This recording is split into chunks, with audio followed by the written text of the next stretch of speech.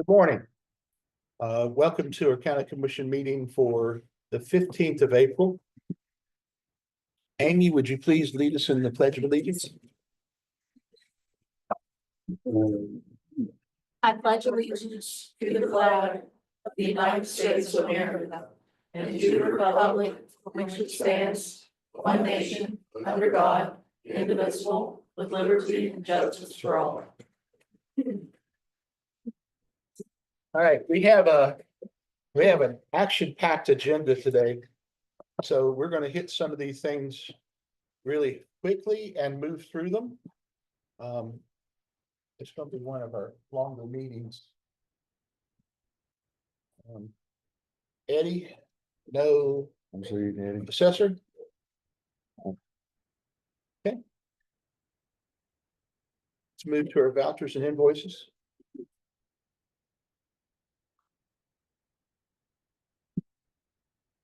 Any questions on the vouchers and invoices? I have some. Okay. I'll pull up my note. Okay. I had questions about two questions for Smithers.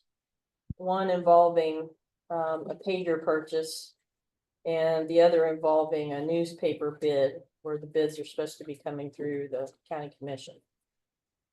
So is there anybody who can speak to those, or do we just need to reach out to the chief?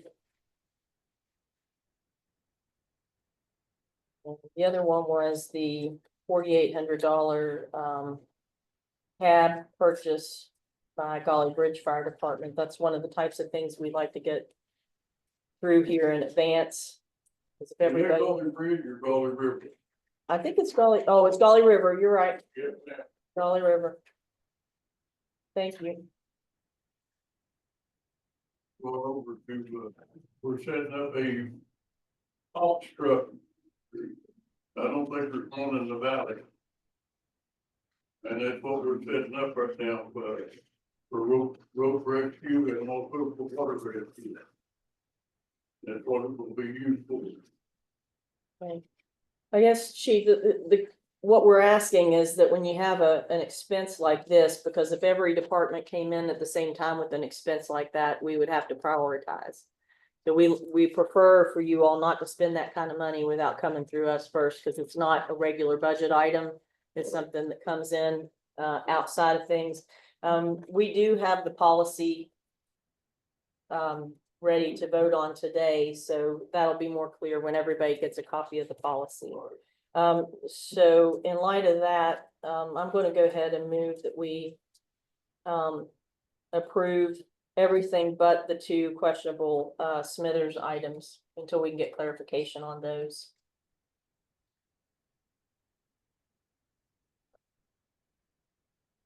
I'm looking at the Fayette County Public Library. We paid $99,999.91. What is that That's their distribution of their levy money. per quarter? Yeah, it would be a quarter. All right, good deal. All right, I second the motion. Okay, we have a properly moved to second on a motion. Let me start all over again. We have a proper motion and a second. All those in favor? Aye. Thank you. Is she on there? My tongue was moving faster than my mouth. Everybody else. Okay, payroll Text her and ask her to call Smithers. for 418. $2,000 in pay. I'll motion to approve payroll for 418. Second. Have a motion and a second to approve the payroll for 418. All those in favor? Aye. Aye. Minutes, we're holding till 4:30, correct? No, you don't. Well, until we should probably decide about the next meeting. Okay. All right. About gave me a stroke and he said 4:30 and I know, me too at first. So which one? Sorry, I wasn't referring to the time. You like that one, didn't you? I swear she said only Smithers. All right, She said two. estate settlements. So I don't know, maybe. She must have.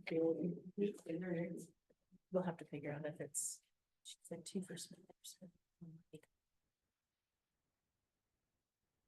Well, I move that we approve the state settlements. I'll second. I have a motion and second on the floor. All those in favor? Aye. You approve the state summons? I did, I saw that, yeah.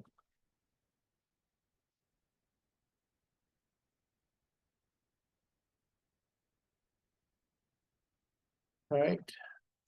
Ruth? Okay, next you just have to vote for the levy levy. You got your letter from the auditor says it's approved, so. You vote to lay a levy and then Michelle signs it and it goes to the state. And you're done.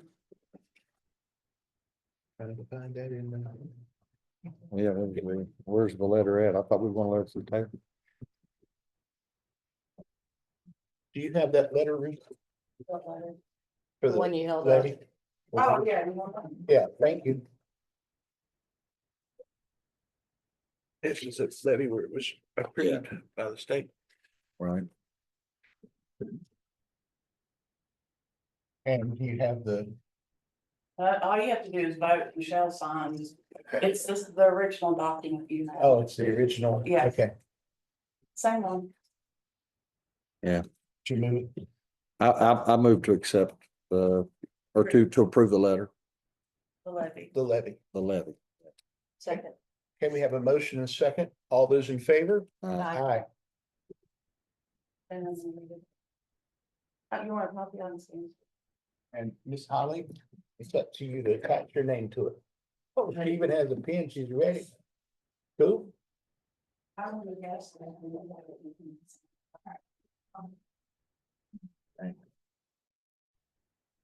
Dawn? Leslie Taylor in there? Yes. So the first item is Leslie Taylor has a budget revision for. Good morning. Leslie. Good morning. How are you guys this morning? Wonderful. Great. So this morning we've got amendment number 4. This is related to the community development block grant that the commission received on behalf of the Armstrong PSD, the Powelton water tank replacement project. The reason for the amendment is related to construction contract or change order 1. The contractor removed about 350 cubic yards of soil from the south slope, a portion of which was placed behind the south wall, and the remainder was wasted in an off-site disposal facility, resulting in a decrease of $11,502.90. We've also decreased lands and rights-of-ways by $29,220 because there are no other lands or rights-of-ways needed. We decreased legal services because all legal services have been paid in full, decreased permits because no additional permits were expected, and then we have engineering amendment in the amount of $54,700. And with all the decreases, it offsets the increase in the engineering fees. Page 3 and 4 of your of the budget amendment should explain the increase in engineering fees. It's basically adjusting the budget for the resident project representative to account for the time that they spent on site observing the construction operations. And do we have the funds to do that? We do. Any questions? Great. No. Okay. Then I'll motion to approve. The budget revision. Yeah, the budget revision. Second. Okay, we have a motion second on the floor. All those in favor? Aye. Hey, Leslie, where does John sign this? So do you see where it says subrecipient signature? His name should be typed right below that. Well, let's say yes. It's, look at the middle of the page. It should be the 1, 2, 3, 6th box from the top.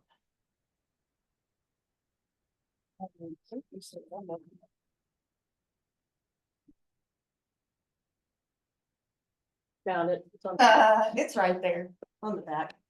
It's on the backside.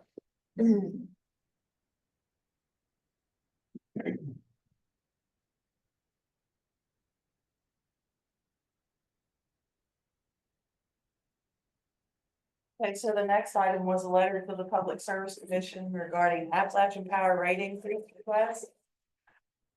And we have a representative. Hey, Okay, morning, thanks for coming in.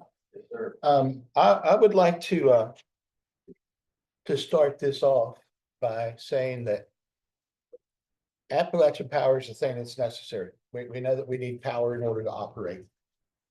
However, with that being said, having a rate increase that takes place every December when it's the coldest months, and really increasing bills on people who are reliant on budgets or getting assistance because of their age, it's extremely tough and difficult for these people to continue to pay these bills. Not only that, but if you look at their stocks, their history of their company and what they return to their stockholders, wow. Over 2 years ago to this previous year, it doubled. They made that much profit. Now they are spending quite a bit of money in building out their areas to handle the loads of the power, and plus to probably bring in internet service like they've got going on down in other counties. But if they're going to do an increase, I think it should be a small increase, and I think it should be done during the summer months where people can actually start thinking about what the winter's going to bring instead of doing it every stinking December. Because January starts their new books and they start off with a huge increase showing these huge profits. And not that I think that they don't do a good job, because they do, but I still think we're taking advantage of their customers because they're the only game in town. So that's why I asked for us to have this on the agenda. I also asked that we send the letter to the PSC to make them aware that if so voted, the Fayette County Commission opposes it. So I wanted to get that out there. We already had a draft, right, Amy, from the last time. And we can just probably use that same letter. I mean, I'd like to see more continuity in our services up here. Yeah, I feel like anytime we have a storm, we have people, I know last year in the beginning of the year, I lost food here in Fayetteville twice. And I don't even own a restaurant. This is just in my home that I, within the first 4 months of the year, we had such power outages. And I know we had restaurants that lost, huge amounts. It didn't have backup power, so. Reliability is a big issue up here. I think if we had more reliability, Okay, I would feel more comfortable with the rate increase. and to keep with our policies, since Appalachian Power does have someone here, I would welcome you to come up and give you a small period of time, small, like 3 minutes Yes, sir. to hit the highlights. So highlights. So I do appreciate y'all letting me come in and talk to you. So what we're trying to ask you guys or to make you aware of is we are aware and cognizant of the rates that we are applying to people. We do realize that it's hard, but with inflation and all the other things associated with cost of goods and services, our prices have risen as well. We did file for a $250 million rate case back last November. And then in March of this year, we filed for a securitization process. This is a new process. What the securitization is, that's what we ask that you guys take a look at and write a letter for, would be we would take the money that we had associated with the EPA requirements that we had on Angels, Mountaineer, and Mitchell, and the storm damages that were associated with all the storms we've had, to the tune of about 2.4 billion. We would roll that over into bond and sell that to stockholders as a security bond. What that allows us to do is we presented this to the PSC in March. That will drop bill that your people would see, your constituents, from $23.74 a month increase down to $6 a month increase. If we would get the securitization.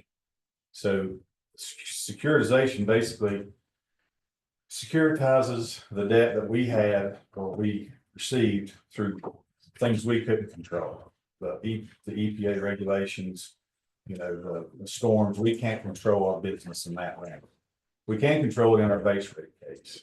And so we're going to try to secure all those things, sell those, and then the ratepayers would only see a smaller portion of the cost of us doing business.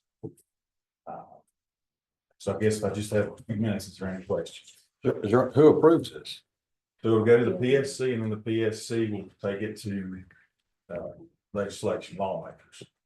And that's why investors like it so well. It's almost basically as secure as a government bond. So that would go, you know, through that whole process. So you're saying that instead of $23, it would go down to $6. Mhm. However, the increase you're asking for would also increase the amount of power, so the $18 roughly isn't going to offset the increase in my mind. It's not going to increase the or it's going to offset the power increase per kilowatt hour. I guess it's how you bill. Is that correct? Let's put this way. You guys made $300 billion in profit. Okay. Correct? AEP as a whole. Okay. All right, so you're saying that you're gonna give $18 back to the customers every month. And there's not gonna be any increase. There would be the, you know, it would go from a $23 increase if we went through Down to regular a $6 increase. rate filing, Instead. traditional regulated rate filing. If we get the securitization passed, it would drop to roughly $6. Yeah. So the rate increase they're requesting would be less Yes, than what they're there'd requesting. still be an increase, but it would be Yeah, significant. we would drop 200, we would from a $250 million down to roughly a $75 million ask. Because we would securitize the rest. We would securitize the storms and the money associated with the EPA regulations. Let me ask you this, what type of payment assistance do you have for folks who are on a fixed income? We do have payment assistance, and this would help with securitization would help. We have the average monthly payment plan. We have payment extensions and payment arrangements. We have the reduced utility rate that people can file for. We have LIHEAP, it's a low income energy assistant. Those are the four that I know of. Okay, so you guys work with DHHR then to Yeah. help people reduce? We did. They definitely do. If they'll submit a letter to us and we'll submit it to DHHR. We have reduced rates for those people. We have payment extensions and payments. You can enter into a contract on unpaid bills. We're looking at a discount program between December and April. Has that been sent out in the bills? So people are aware of that? Commissioner, I can't answer that if it goes out in the bills. Let's see, and I've got a copy of what you just spoke of, and we all have it up here, but how does the general public know about these programs? I think it is on the bills, and there is definitely a number to call for assistance. If you have any issues paying with your bills, paying for your bills, call this number and we'll help. I know that's on there. Pretty sure, but the, you know, it's on all of our social media platforms, it's on our internet, you know, our webpage. I can't tell you for sure if it's on the back of the bill, but I can find out for you. I've seen inserts in the bills when I still got paper bills. Yeah, I know we send out some inserts. Most people don't get paper bills now, do they? Well, no, but then they're gonna see it other places, cause like when the DHHR does, there's like a LEAP program and they get on the news when that stuff opens up. It's all over the news too. Well, just for the record, it's appalachianpower.com/assistance. That would be your assistance program. That would be where you could see them all. appalachianpower.com/assistance. Okay. All right, well, thank you for coming in. Oh, you have no question, I'm sorry. Yeah, I was waiting for you all to Oh. finish. Go ahead. Do you have any idea what the next upgrades for our area are gonna be? We have just in this area, we have Kincaid Area Improvement Project, which is Bird. Solid sheets. So those two are transmission stations, but they have distribution circuits coming out of them, so all that will be hardened up in that area. We're bringing. Let's see.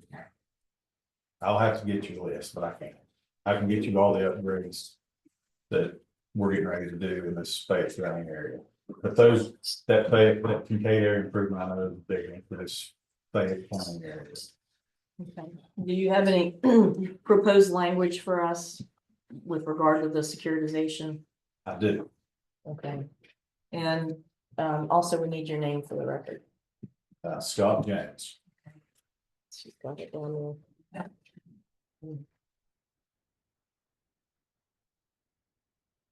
I do oppose the continued rate increases without substantive changes here because, like I said, you know, we lose money several times a year, every time the power goes out for more than 4 hours, you know, and that's hard to justify, and that's just for the common household, not the businesses. But I do like the idea of the securitization scheme to try to offset our rates, and I understand it fairly well.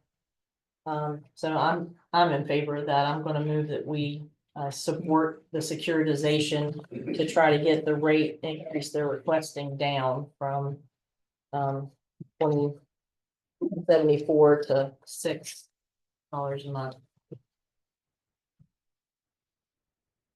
That's my motion. Is there a second? Nah, I'll second that. Okay, we have a motion on the floor. All those in favor? Aye. Those opposed? Aye. Okay, thank you, sir. Thank you guys. Okay, Ruth. Think we can get through West Virginia. Yeah, I gotta do the sign the renewal. You have that letter? Proposal. I have not. Okay. So the only, really, you have to sign the renewal and then. Do you want to increase your cybersecurity coverage? No. Okay. Well, 263,799. Move that we approve our WV4 renewal, that's our insurance, liability insurance for the county. I'll second.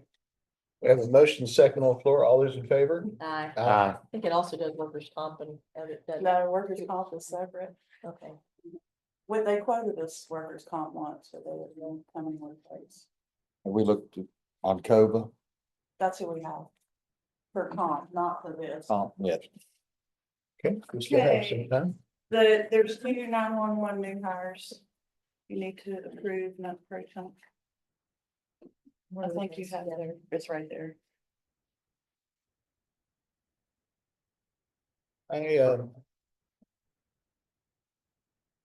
Jason, one was Jason Klein and the other is Julia Harrell. So I knew that we approved their hire for the 911 center, not for time. I second it. Okay, we have a motion second on the floor. All those in. Aye. Have a new hire for the park. Well, Do we have more than there's one? Actually, yeah, we should Two. have said hires. Two, wouldn't there? Yeah, there's one for the reception position and maintenance. Yeah, how'd you find that maintenance guy? My goodness. He had a, yeah, I know, he had a great background. I was impressed. We made it through, there was a lot of applicants, and I think it's good to confirm on how hard it is. Because over the 40 or 50 phone calls, we got the 8 or 9 top candidates, and top 9 candidates. More than 80% no call, no shows, so I think we did like pre-reviews, and it is amazing we did, but I feel like the 2 people I'm giving you here today are. Yeah, I liked her background too. Yeah, she's good. Tina and Colin, yeah. Yeah, so Tina Fisher and Colin. what's his name? His will be pending background. We haven't. got No, his no, on. everything on him. I've got Tina. I think Tina worked for me at one time. I have the resumes for you guys. Oh, I've already read them. We've looked at them, yeah. So, well, I move that we approve both hires, pending a successful background on Colin. Tina's background's come in and I reviewed it, so it's fine. I second the motion. Okay, we have a motion second on the floor. All those in favor? Uh, Just let me see it when it comes in. And then you have a hazard mitigation lease. I checked that address. Did you check the district?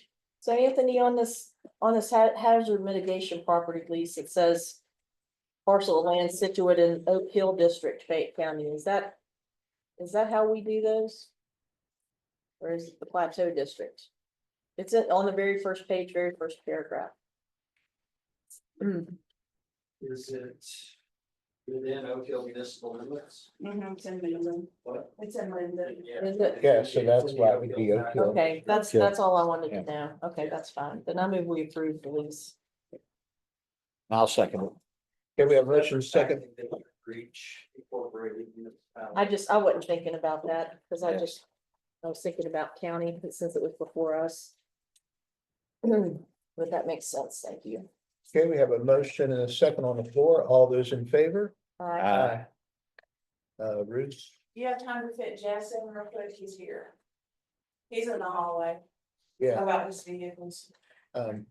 Ruth, where do I sign out on this? My extension? That's Dana Hickenbottom. It might not be there. Oh. Just plug it in.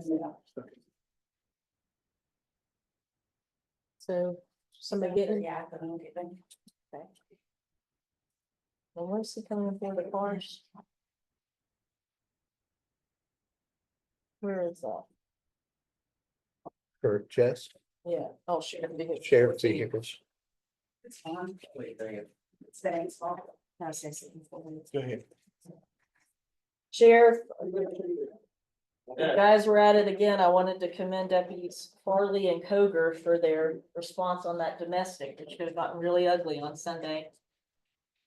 I understand they were able to de-escalate it and disarm her and get her under control, so Thank you. please give them my regards. Sure will. Morning, Sheriff. Jess, go ahead. I was just requesting that somehow we figure out how to release some of the budget money that we were awarded for vehicles. Prior to July, we're running into a problem. Vehicles, we've got 2 or 3 in the shop right now. We're very short-handed, and of course, y'all know the high mileage situation. But my big concern right now is, if we, I talked to our outfitter, if we buy the equipment to outfit these cars right now, like if we bought them right now, we're looking at 2 months. We can probably find held over 24 or maybe early model 25 vehicles that are already out on the lot. You guys know if we wait till July to order vehicles, everybody in the state's budgets comes through at that time, and we have to go through who we have to go through to order vehicles, who the state will approve and all that stuff. And we're looking at who knows how long then, and our outfitter said we're looking at 3 or 4 months. At that time, we're just getting the equipment. I'm also worried about, I don't know what's going to happen with this tariff situation and all that, when the you know, the new fiscal year comes around for the federal government, what are they gonna do to us then as far as taxes and rate increases on vehicles and stuff? Because what I presented you guys for the budget is if we buy vehicles now, I know this will change in July. That'll increase, and I don't want that to happen to us. And I was just wanting to see if there's any way we can get approval to maybe have that money released if it's there prior to July, so we can just get out ahead of this thing and maybe by July have the vehicles on the road and get used. How many do you need? 5. You've already- They were already approved in the budget that we approved. All you're asking is to expedite the budget. That Yeah. is there money to And do Bruce that? figured out how to handle it from Yeah. our budget perspective. So I move that we approve the 5 vehicles to accommodate the emergency situation the sheriff has. One quick, are you getting one of them? No, I second it. you're not either. I still second it. We have a motion properly moved in second. All those in favor? Aye. How about you guys? That was easy. All right. On to my next one. Thanks, Bruce. She We're figured gonna it have out. an ICE collaborative update. However, we need to take a little break beforehand.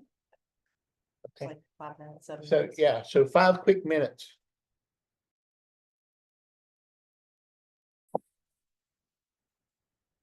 Okay, we're gonna talk about the ICE collaborative next, and that is not immigration, so. Right. So, This is an acronym for Integrated Community Engagement Collaborative. We call it the ICE Collaborative because it's also a play on the Iceland Prevention Model. And Commissioner Fournette, I'm guessing you probably haven't. Do you know about it? The other 2 commissioners are pretty deeply embedded. So, gonna give you a quick rundown. So back in 2018, folks at the health department asked, how can we get ahead of the drug problem? How can we look at the causes of this opioid crisis? Why are kids initiating substance use? What factors lead them to getting into drugs? We know if kids get into drugs at a young age, the younger they are, the higher the chance of them becoming addicted as adults. So the best place we can put our money is in prevention and with our youth. I sent out some of our survey results. We are seeing some declines in survey use, but we're also seeing kids under the age of 11 reporting that they've been drunk, they're using cannabis, and they're vaping. If we can move that number from 11 or 13 to 15, we reduce the chance of addiction by 1/2. That's because the way our brain develops. If we're an adult when we initiate substance use, we're way less likely to develop an addiction. And you're saying cannabis is the start? We're talking about alcohol, which is the nation's still #1 killer. We're talking about cannabis, we're talking about vaping products, nicotine, and prescription drugs, and the whole gamut. We ask kids, so this, the Iceland Prevention Model, which is working as the ICE Collaborative here in Fayette County, gets data from students. And it looks at student substance use, but more importantly, it looks at areas in kids' lives where they might be at risk for getting into substance use. Because nobody wakes up in the morning and says, I'm gonna do drugs today. Rather, it's an unconscious decision based on social circumstances. So they're in the bathroom at school and someone they respect or someone they bully by says, here, hit the vape. And they're like, or, any number of circumstances. It's funny, I asked my adult friends, a lot of my adult friends where they started using whatever, and most of them said in school. And our schools are aware of that. Our schools are fabulous partners. We surveyed 1,627 kids this year in 7th through 12th grade. And we asked them about their families, their peer groups. We asked them about school, how they feel in school, and we asked them about their leisure time activities like sports and arts, faith groups. And we asked those questions because they can be protective. They spend a lot of time with their family. They feel like an adult at school. They feel at school is meaningful. They have a coach that mentors them or a drama teacher that mentors them. That's really protective. Their peers don't do drugs. That's really protective. But in any case where they feel like they can't read, school's not helping them, their family is unemployed, suffering with substance use disorder themselves, or just not paying attention, then those kids are more at risk for initiating drug use. So we can look at those factors as well, and I sent you this, which we call them domains where kids operate. We can look at those factors, and we've been collecting this data since 2019, and we're noticing trends. We were granted, this was a grant through the CDC for 5 years in partnership with the West Virginia University School of Public Health. That ran out, and the commission picked us up because they saw the value in what we're doing. And for every dollar spent in prevention, $22 is saved on further intervention, treatment, incarceration. So there's a lot of evidence-based things that are happening in prevention right now. Because of this data, we've been able to apply for about $2 million of grant funding. We have educators in schools. We have a summer camp. The commission helps us with the summer camp called Camp SOAR. It's at the county park, because we know that kids that are involved and find meaning in their life do a much better outcome, and they're able to pay their electric bills when they're adults. So I just wanted to tell you where we've come in this last year. We were able to bring 24 kids together for the Rise Up Youth Summit. Some of the students led leadership workshops, but we presented the data to the students, and they could not stop talking about what they saw, and they wanted to see more data. The reports are very long. And when we take this data around to the county, we look for solutions. We're not telling anybody what they need to do, but we sent you a Fayette County average, but we also have Meadow Bridge data, Valley data, Fayetteville data, and we're able to come up with local solutions. Those students, when we talk about solutions, those students landed on, we need to learn how to parent.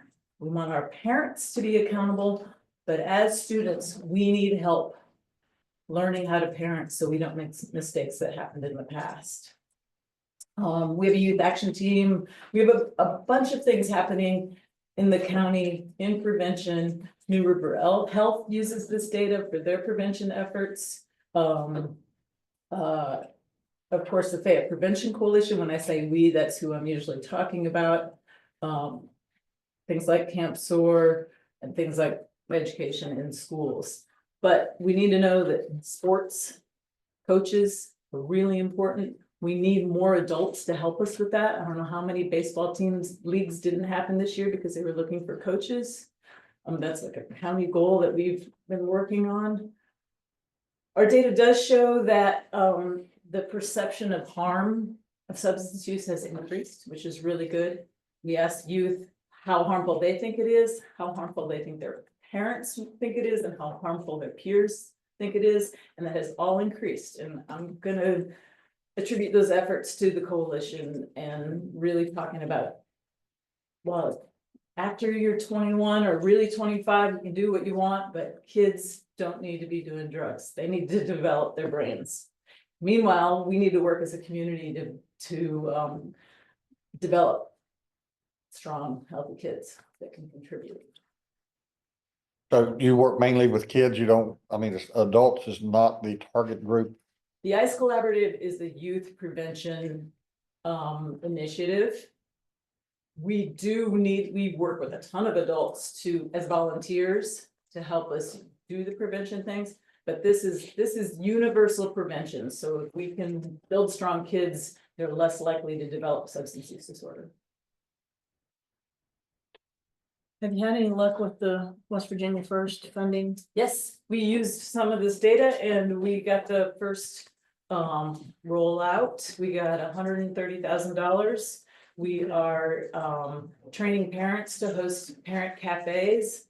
So parents that are educated in risk and protective factors will be talking with other parents and trying to come up with solutions themselves and help each other. We have a giant brain that we're running for 2 years where we can take kids through the brain and show them how regular brain development happens and what happens when you start using substances as a youth. And then we've developed an esports program for Meadowbridge and Midland Trail where we have health educators, and esports is really popular.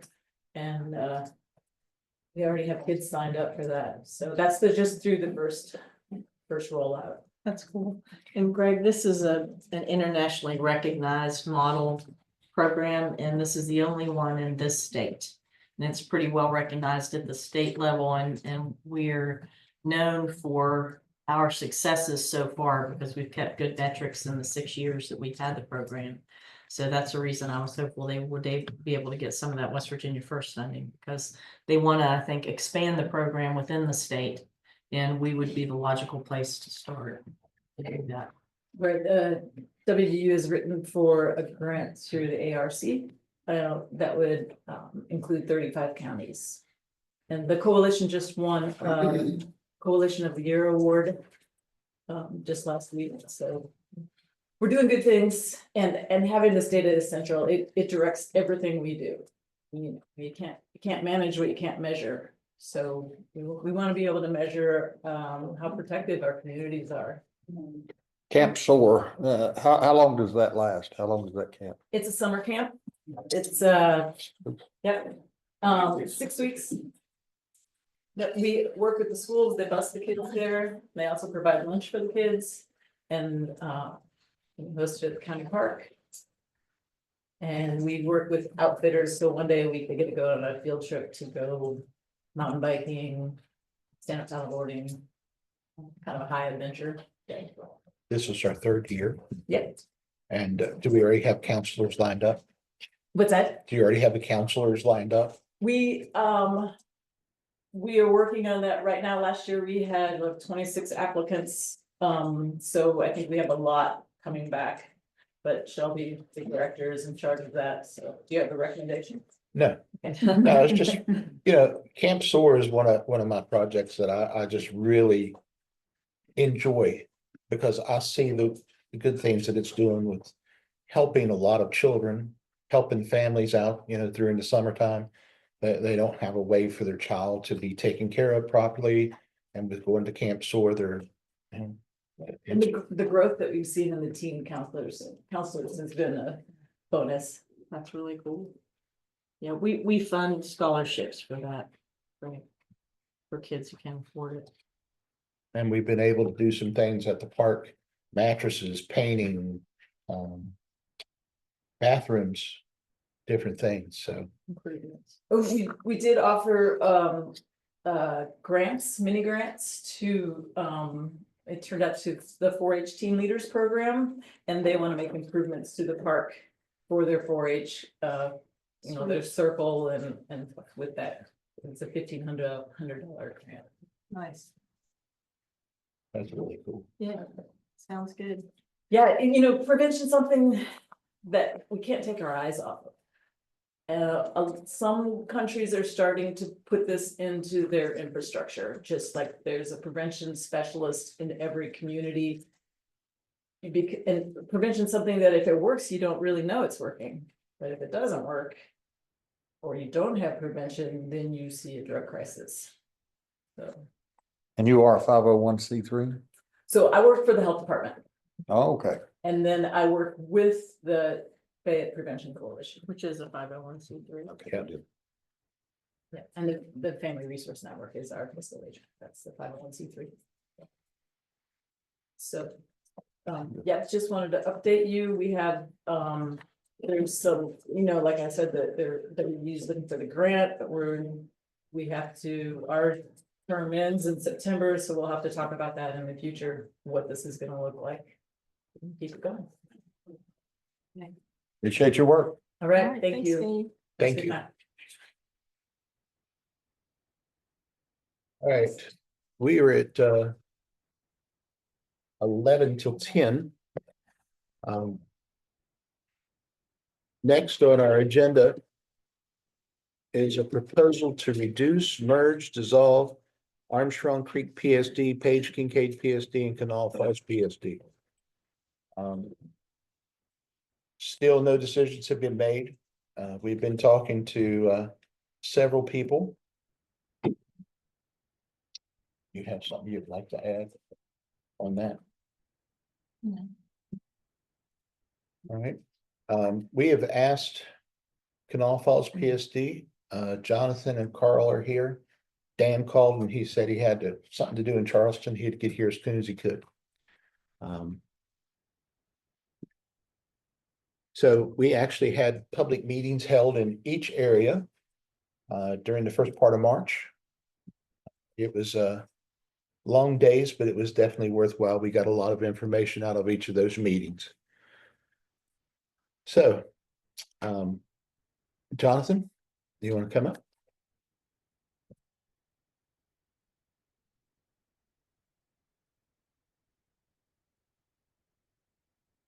So thank you guys for, I was under the impression that we were gonna have an executive session, so I have.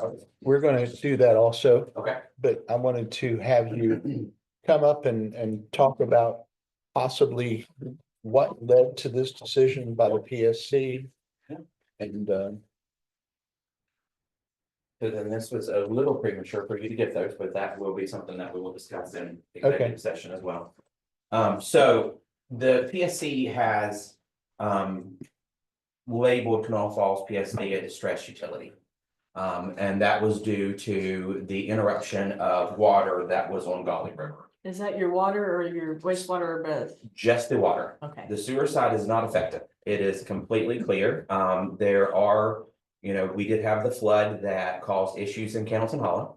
But that is a FEMA project that has been going through the steps and the process to get that replaced and repaired. But with the initial cause was Golly's River lack of ability to service the prison for an extended period of time for water, which is understandable. They have inmates that are there. They have to have water for sewage, for drinking, for bathroom use, all those things. So, but that was never directly a tie to Canal Falls. That was through Golly River. We supplied them with 50% more than our tariff requires.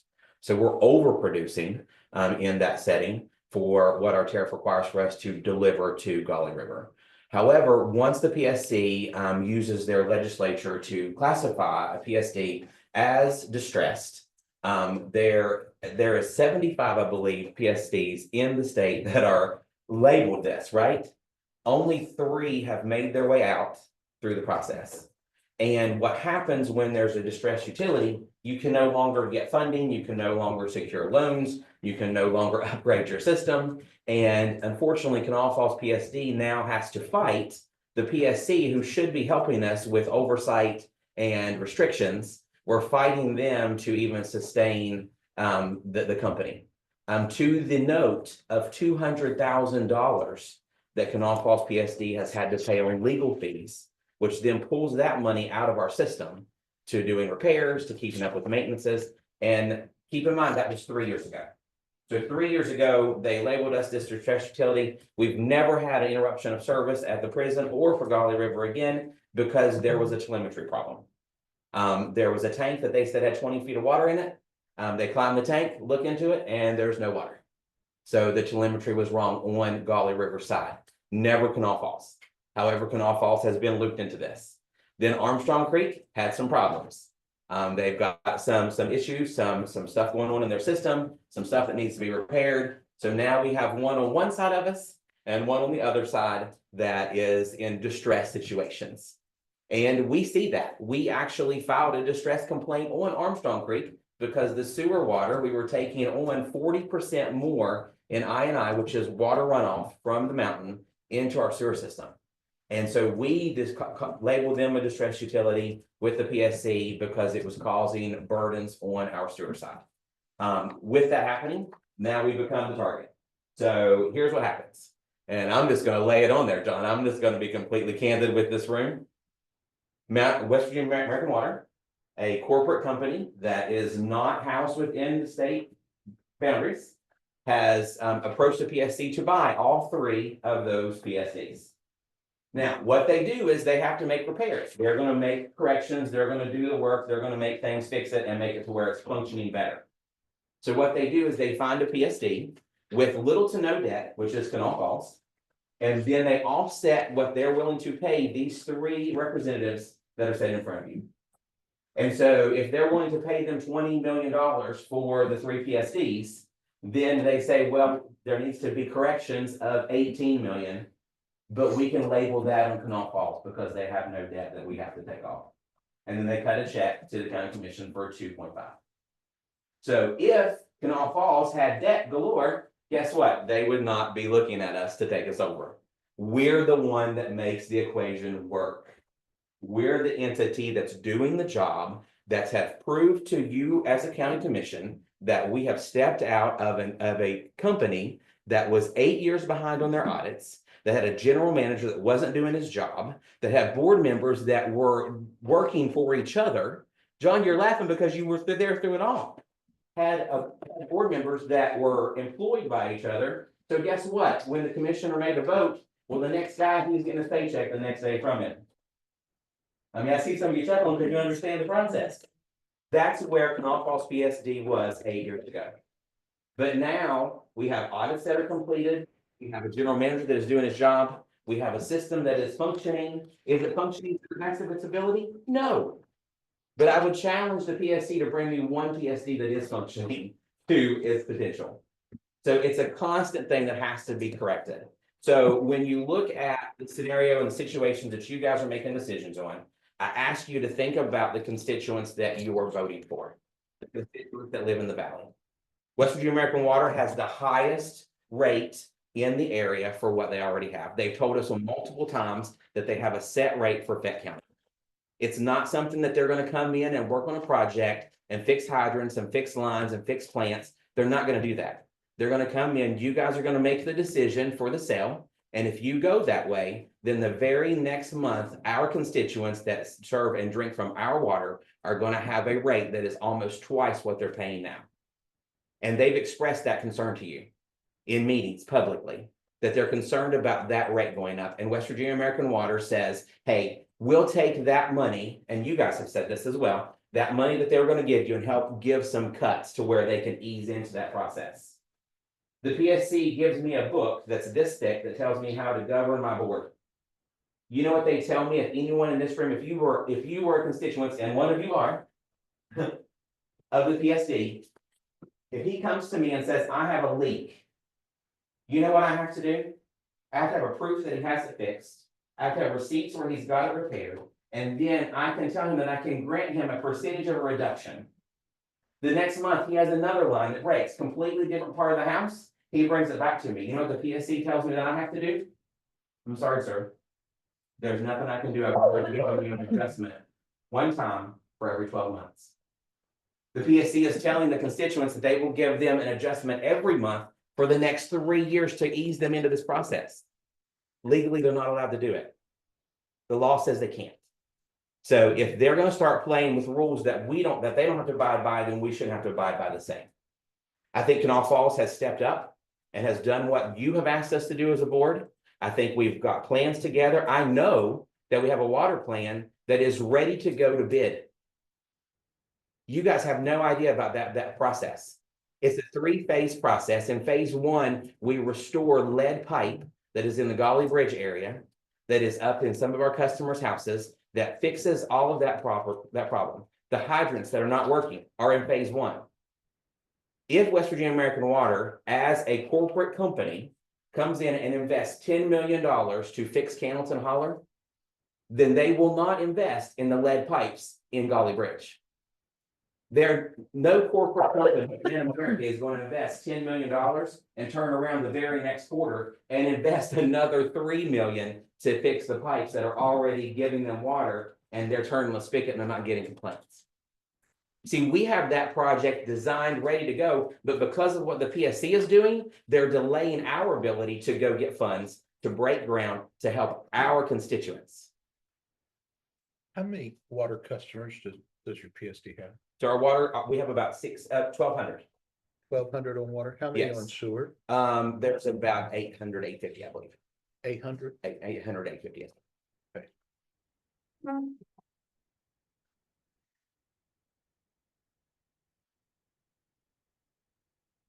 Do you guys, have you finished up the website that had the votes on it yet? Because that closed on Friday. I sent the results to them on Friday. Okay. Are you guys in a position where you can let this body know how the votes went? We have, I haven't opened I it sent yet. those. yeah, we haven't really reviewed. Just 1 second. Okay. You want me to go print them for you? I mean, it's a lot. If you look at the second email that I sent you, it has the tables, so you can just get a visual on it. Uh-huh. Thank you. There is a draft.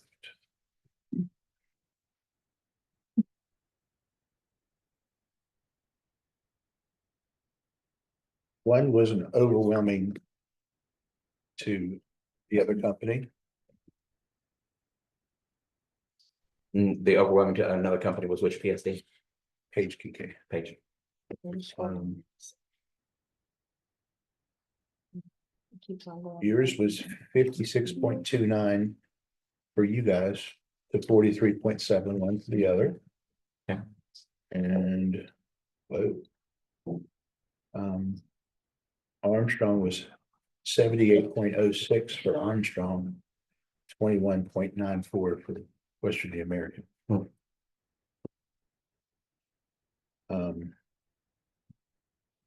So that was that. So John, so you have Armstrong Creek, Canal Falls, that is leaning towards them keeping their own identity and running their own company and not tending to have that out. Now, I find it interesting that Armstrong Creek would vote so high, knowing that West Virginia American Water has been there for at least the last 6 months working in their backyard. Okay, all right. Who's Kevin? Do you have any questions right now? I'm for looking him? at the chart. Okay, or would you like to go in, Greg? I Have have any no- questions? Would you like to go into executive section? Mm-hmm. Okay. At this point, it is 2 after 10. And we are going to convene an executive session for legal information, making sure we're doing everything correct. Yeah. Thank you, sir. And at this point, I need a second for the second session. No, second. Okay.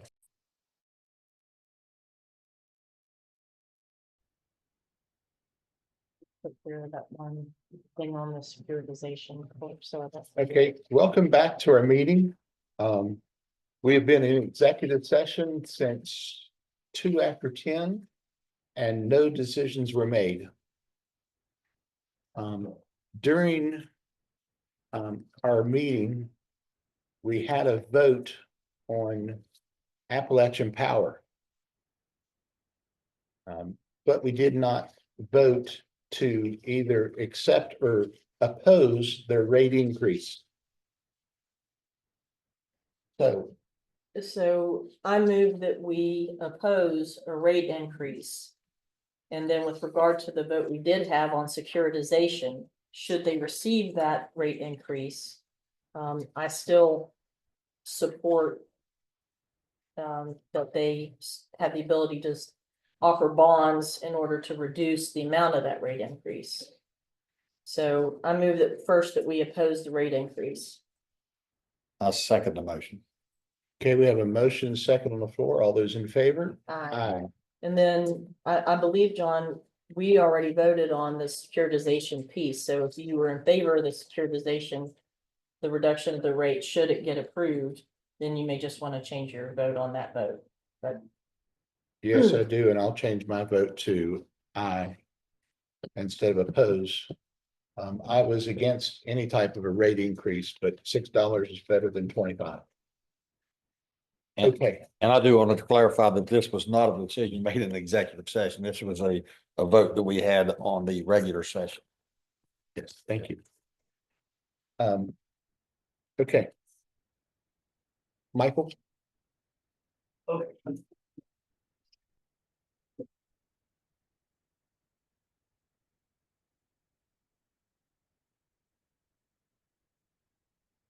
So the current agenda item relates to, the, decision or discussion related to, the potential, proposal to reduce, merge, dissolve, aspects of Armstrong Creek PSD, Page Kincaid PSD, and Kanawha Falls PSD. This comes about, just historically, this comes about as West Virginia American Water has made an offer to purchase certain assets related to those PSDs. And in order for the asset purchase agreement to go forward, should the commission wish for it to go forward, the process would be that this commission would have to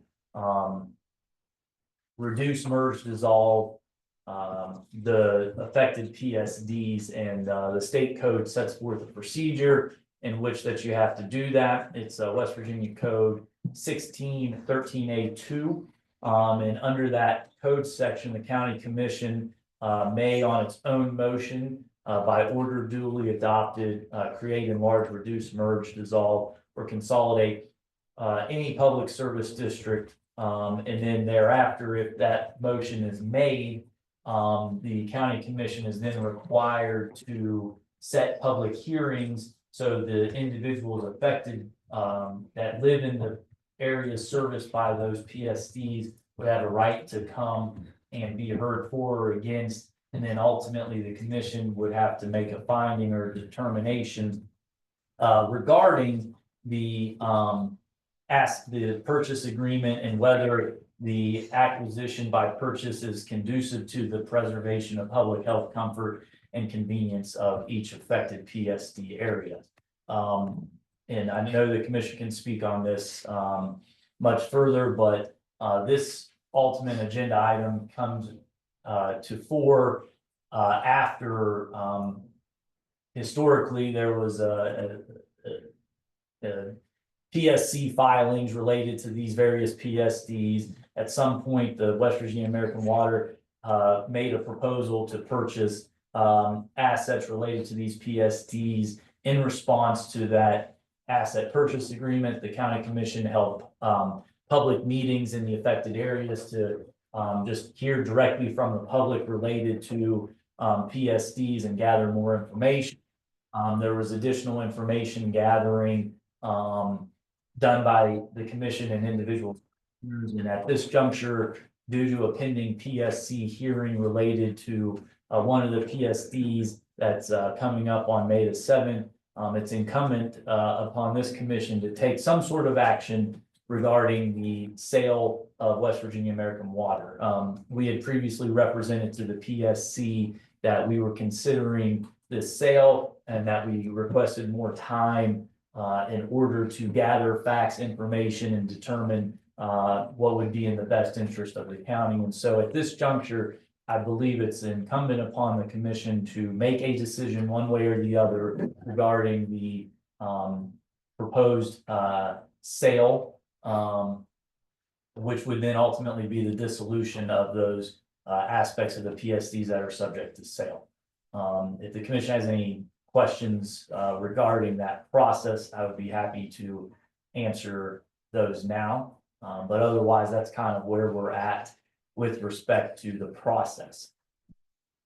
Michael, before we went into executive session, the chairman of Kanawha Falls, Jonathan Gross, was informing us about, them being a distressed utility, and said it was due to the water supply not going to Gauley River PSD that services the prison. Could you elaborate on what you discovered? Yeah, so Kanawha Falls was subject to a distressed utility filing, and then ultimately on August the 25th of 2023, the Public Service Commission, who is the body that's designated to determine distressed or failing utilities, entered an order that ultimately found the Kanawha Falls Public Service District as a distressed water utility, and adopted a number of remedial measures based upon that. The finding by the PSC that Kanawha Falls is a distressed utility was based upon information received from various entities, including Kanawha Falls, also the staff, of the PSC had an interest. I think the city of Somersville also provided information, as well as Dolly River. And while the Kanawha Falls PSD asserted that what Mr. Gross previously indicated that this was just a water, that there was a telemetry issue related to the tank, and that was really the issue. In reviewing the order, that is the position that Kanawha Falls put forward, but ultimately the commission, PSC commission, not the county commission, the Public Service Commission, ultimately found additional evidence in the form of a number of things. For one, Jonathan Fowler, who is a professional engineer with the engineering division of the Public Service Commission, found that the Kanawha Falls had failed to properly manage, staff, operate, maintain, and reinvest in their water system, that the historic and ongoing failings eventually resulted in repeated and prolonged loss of utility service to the Mount Olive Correctional Complex. In addition, that same engineer found and testified that the high demand aged facilities, extraordinarily high levels of water loss, a lack of capacity, and a lack of backup water supplies are placing the system under extreme stress, and that the operation of this 40-plus-year-old water plant was being operated at maximum capacity for days or weeks on end. Indeed, the Public Service Commission found that the system is plagued by an aging infrastructure. And it was combined with the fact that the Kanawha Falls had failed to reinvest in its system, rendered the Public Service Commission found that it rendered Kanawha Falls unable to reliably provide water services that is adequate, efficient, safe, and reliable. And various other findings related to that. So ultimately, while the telemetry issue in the tank was raised by Kanawha Falls before the Public Service Commission, the Public Service Commission seemed to indicate that there was additional testimony and evidence by other parties that indicated additional issues other than just this telemetry issue, namely being an aging infrastructure, an old water plant, and a failure to reinvest money in to upgrade the system. They also found issues with failures to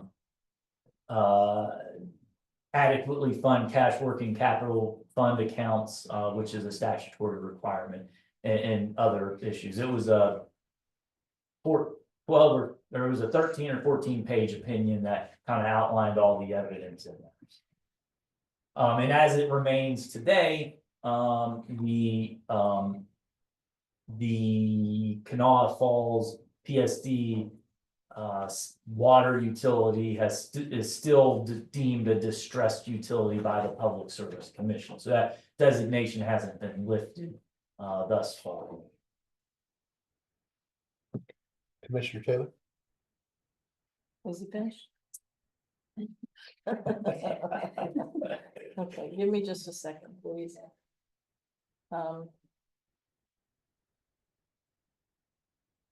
I know we have all thought long and hard about this, and every time I go into a meeting with a new set of people about it, I think I know what the right thing to do is, and then they convince me otherwise. I think in the case of Kanawha Falls PSD, we have a highly competent board that has brought that PSD from near ruin to functionality, and had it not been for the catastrophic damage caused by the 2022 floods, that PSD would probably be thriving as much as any PSD is able to thrive in today's West Virginia American Water Friendly environment in Charleston. However, I was putting all this together to send to the board members because I want them to know from me where I stand on this stuff.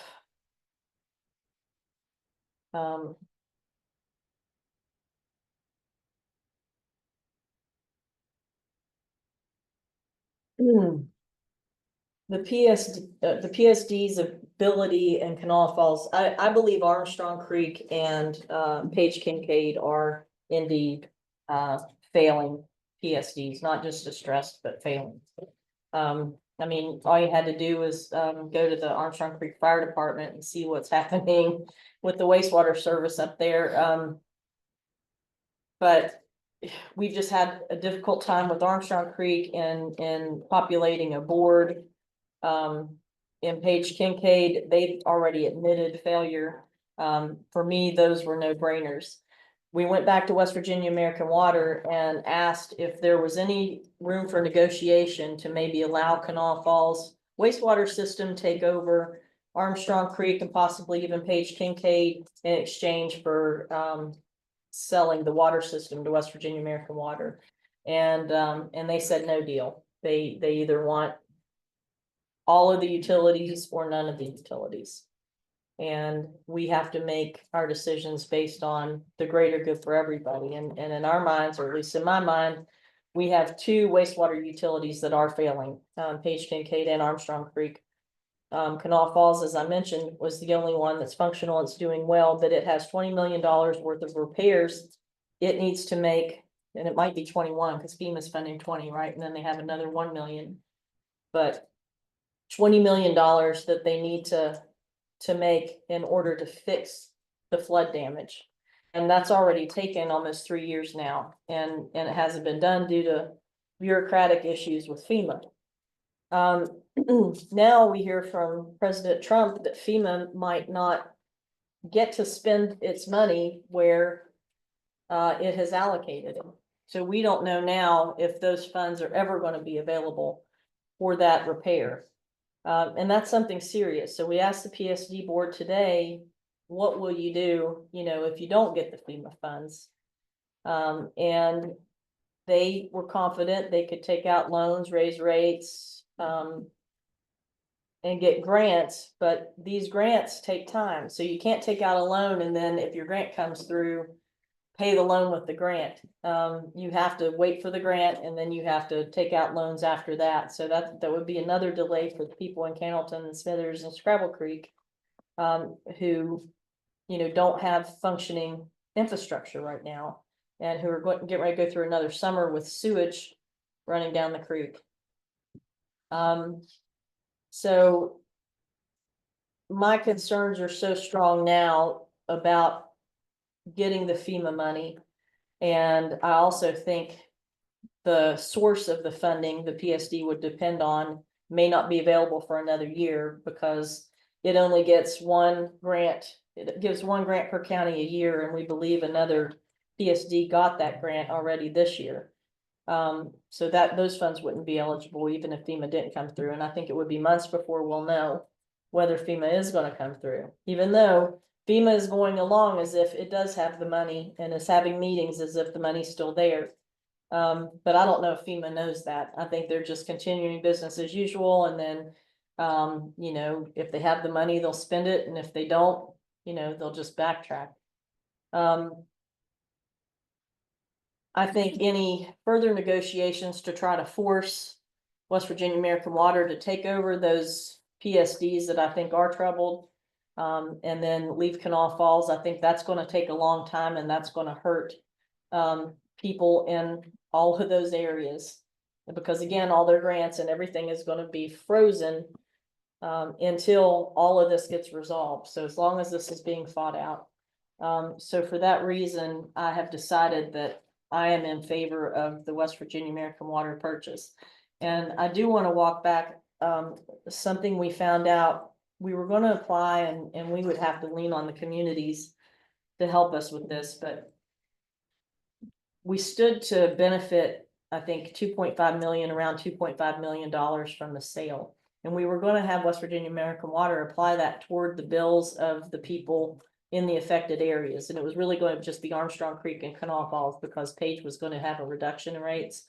But we learned, because we started doing the math and looked at the charts they gave us, and basically those residents were only going to benefit from about 1.5 million because the other million was going to go toward overhead at West Virginia American Water. So they weren't going to benefit from the entirety of the 2.5. So I think now this commission needs to reconsider whether to accept the 2.5 and then talk to community leaders about how we can, I don't know if we would need to set up food banks or, if there's anything we could do up Armstrong Creek or up Page Kincaid and Kanawha Falls area to try to infuse that money into the community directly rather than let West Virginia American Water take its cut off the top of it before they benefit from it. And so that's something I think we have to figure out among us, but for those reasons, I move that we begin the process of under West Virginia Code 1613A-2A to dissolve the following PSDs contingent upon the acquisition by West Virginia American Water. The water and wastewater systems of Kanawha Falls PSD, wastewater of Page Kincaid PSD, and the wastewater of Armstrong Creek PSD. Before we do that, I'd like to echo Ms. Taylor's words. We ask every one of the PSDs to give us a plan, how they were going to fix a ailing system, an aged system. We ask it of the PSD. We ask it of West Virginia American Water. We ask every entity, give us a plan. And the only plan that was sought, West Virginia American Water. They told us that they could do this, or they might do this, not at West Virginia American Water, the PSD. They gave us a bunch of great plans, good-hearted people. But we, as Ms. Taylor said, we have to think of the county as a whole, not just one section of the county. So I agree with Ms. Taylor and her. So I'll second the motion. Okay, I'll give my thoughts here afterwards. We have motion second on the floor. All those in favor? Aye. My thoughts are this.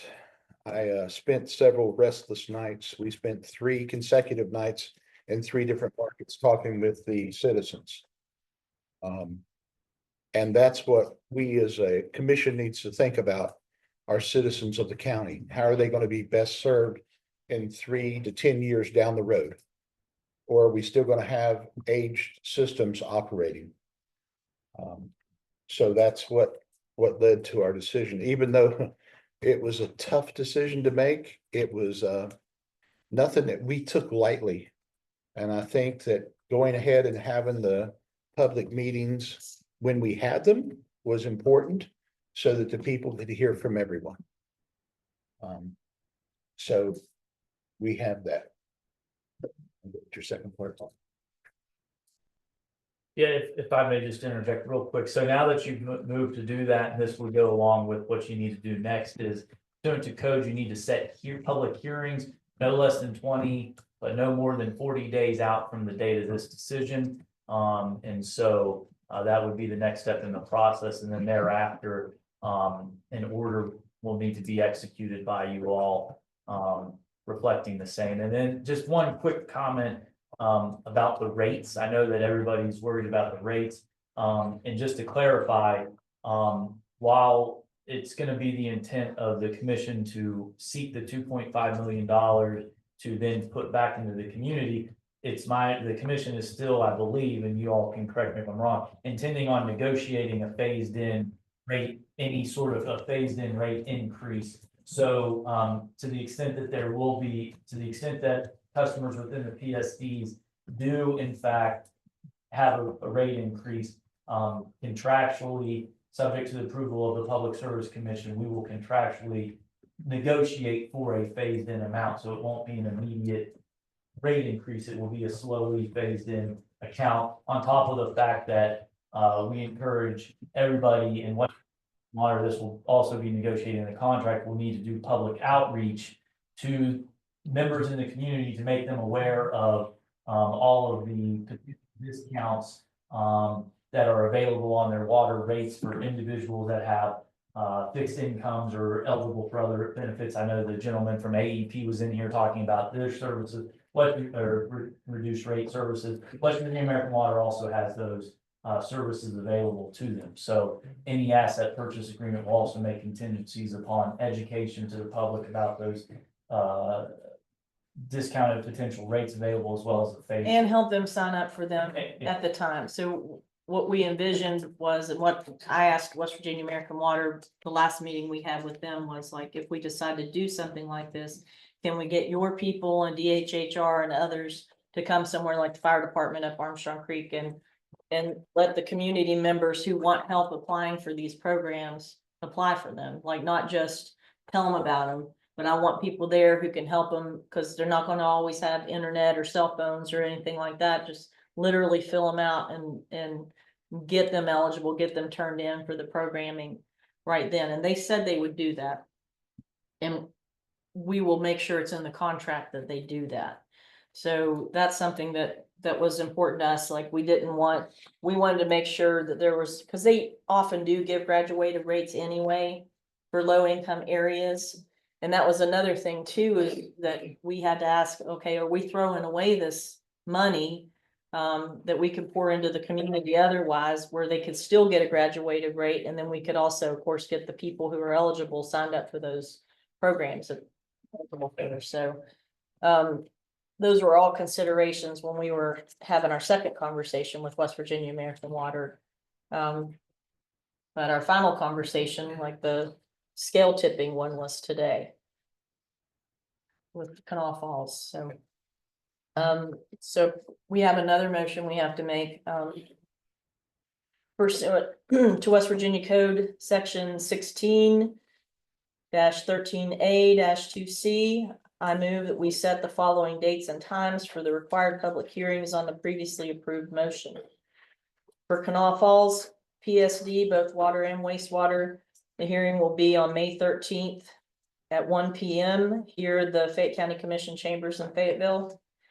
For Paige Kincaid, the public hearing will be on May 14th at 1 o'clock here in the County Commission chambers in Fayetteville. And for Armstrong Creek PSD, the hearing will also be on May 14th in the Fayette County Commission chambers at 2 o'clock. That's my motion. I'll second it. Okay, we have a motion second on the floor. All those in favor? Aye. You don't need to do the last. Okay, Because yeah. we changed. Okay. Based upon the action taken by the commission today, an order has to be prepared in anticipation. As a well-prepared lawyer, I anticipated that you may do this, so I've prepared a draft of the order contingent upon you doing the action that you did today. And this is an order that reflects your actions that you took today, as well as other statutory requirements, such as posting requirements and publication requirements regarding these hearings to be executed by all three commissioners. Thank you. Sign in blue.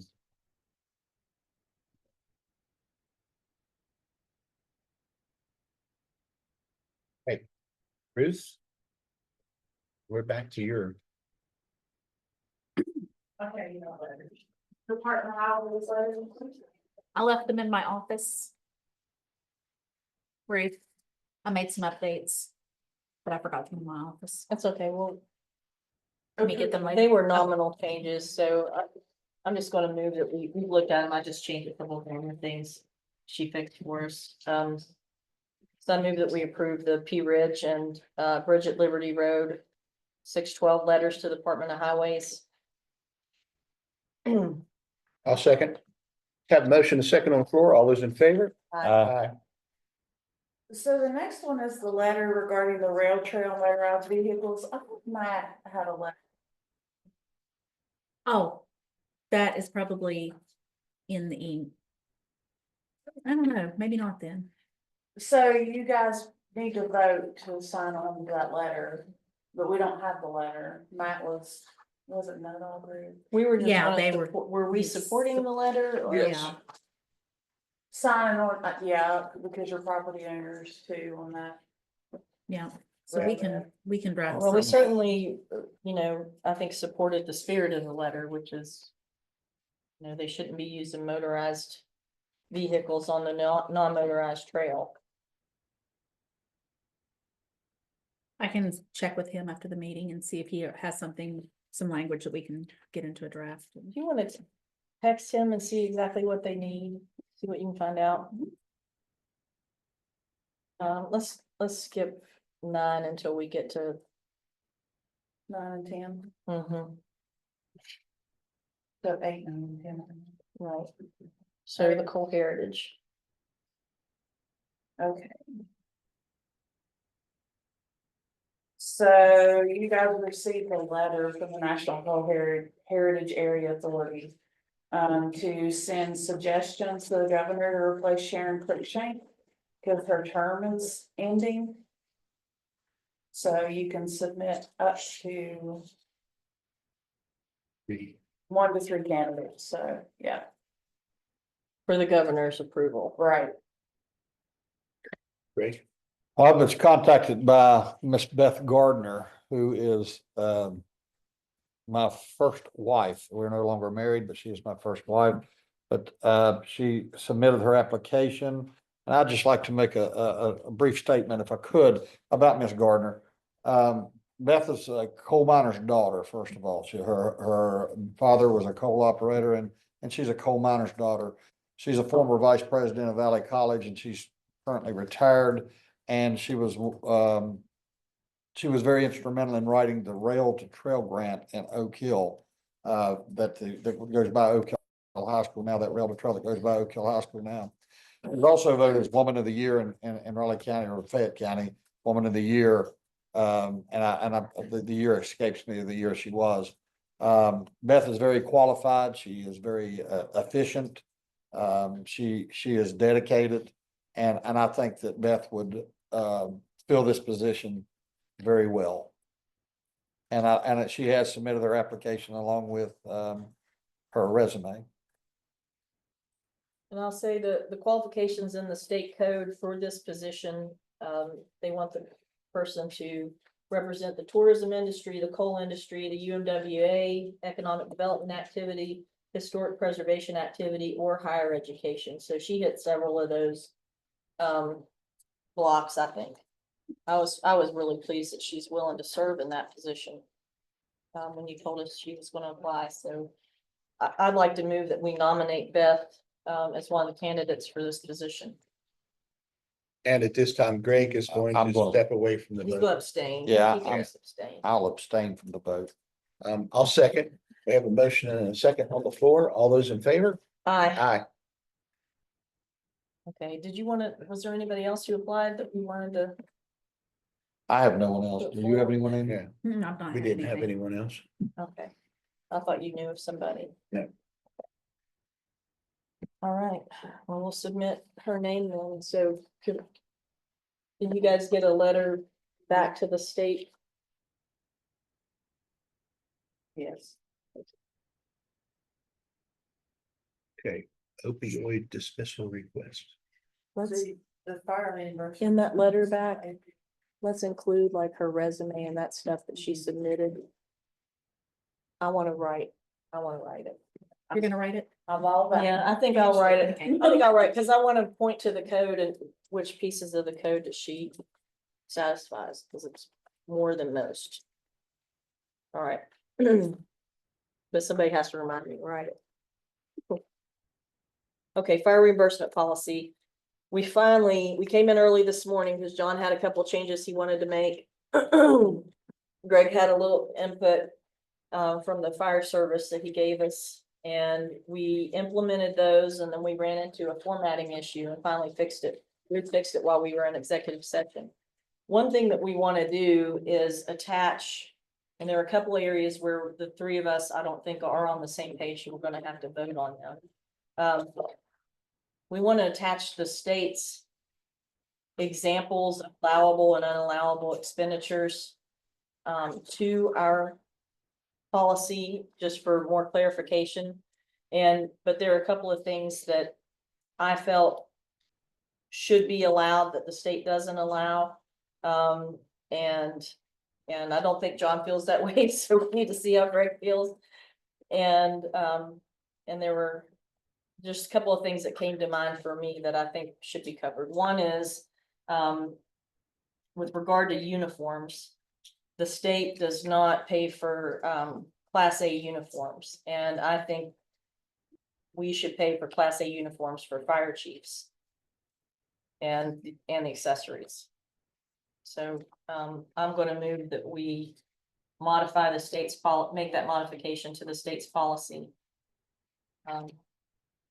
To allow fire chiefs to have Class A uniforms.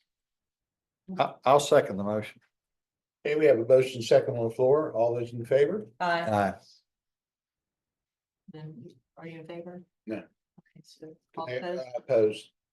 So I think all the chiefs already have their uniforms, their Class A's. Okay, and then, the other thing I thought, where the state won't pay for cable.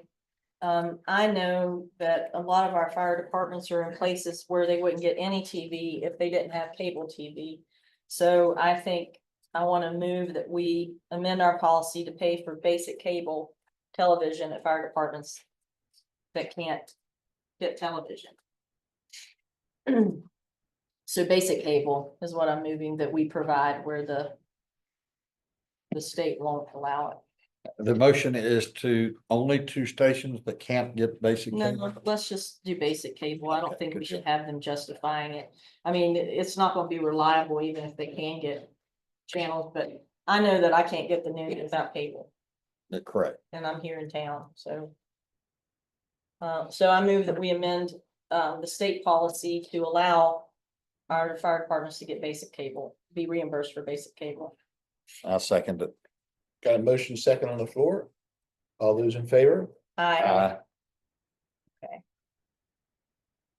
And those were the only ones. Oh, another one, the state allows bank service fees, and we have not traditionally done bank service fees out of our, this is excess levy. So I'm gonna move that we delete the bank account service fees from allowable expenditures on the state's policy. Second. We have a motion second on the floor. All those in favor? Aye.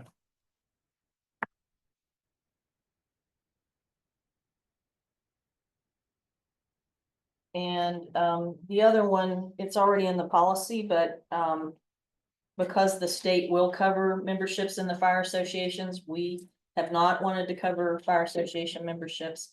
I'm going to move that we amend the state policy, and it's already in our policy that we talked about this morning. But just to make that clear, that the fire levy will not reimburse for association memberships. It's my motion. Nobody said? Is that national memberships or is that the local? Help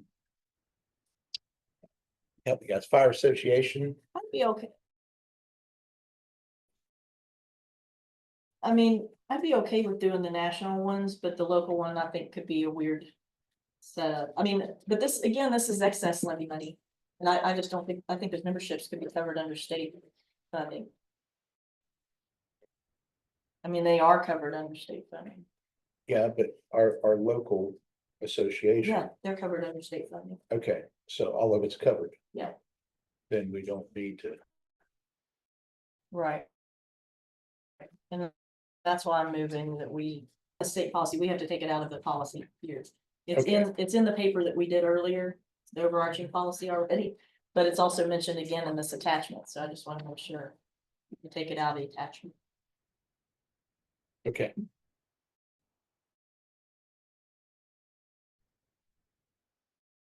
There's a motion on the floor. Yes, the memberships would not be covered under the fire levy.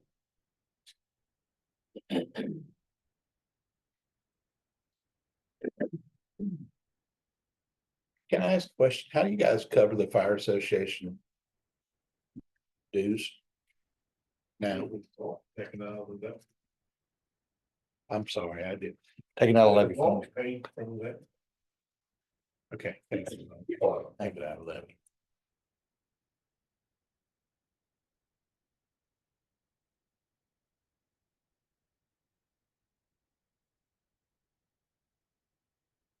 The levy is an excess tax. The And those- excess tax was voted on by the people of Fayette County to provide our firemen with the best service they can have. But not things that are already covered by the state and other sources of funds. It's supposed to be for extraordinary expenses. that can't be covered by regular expenses. It would just give us another opportunity to pay for things or to cover things that may be relevant. I'm absolutely opposed to the local fire association being reimbursed out of the fire levy, because if that association decided to raise its fees, you know, that would create a weird relationship between us and that fire association. I see that. How much are the fire association dues? Right now, Yeah, right now. $100. yeah, What is it? it's $100. $100 a year. $100 a year. Yeah. Okay. And I mean, it could be $1,000 a year next year. You know, I just think I think that's a sticky. That could lead to some legal issues. We could cap it. That rate has not been increased for years though. We could cap it. If that's a concern.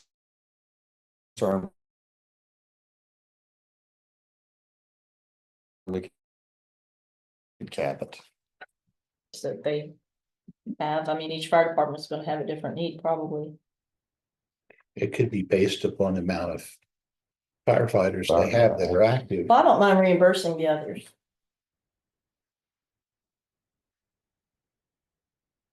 So cap the Fayette County Fire Association to $100. Well, but I would give them cost of.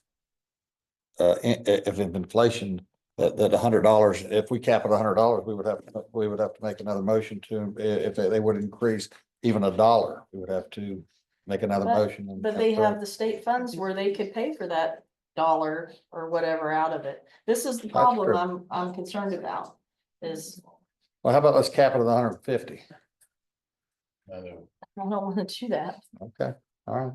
I don't wanna do that. So where's the compromise? Have the dues ever increased since the existence of the fire association? They have. When was that? Couple years ago. And they've, That's been the only increase in. Okay. Was double. Farmers Association of Fayette County has been in effect since the 1920s or 30s. It was formed to make us a better fire department. Mutual aid, it was a mutual aid association.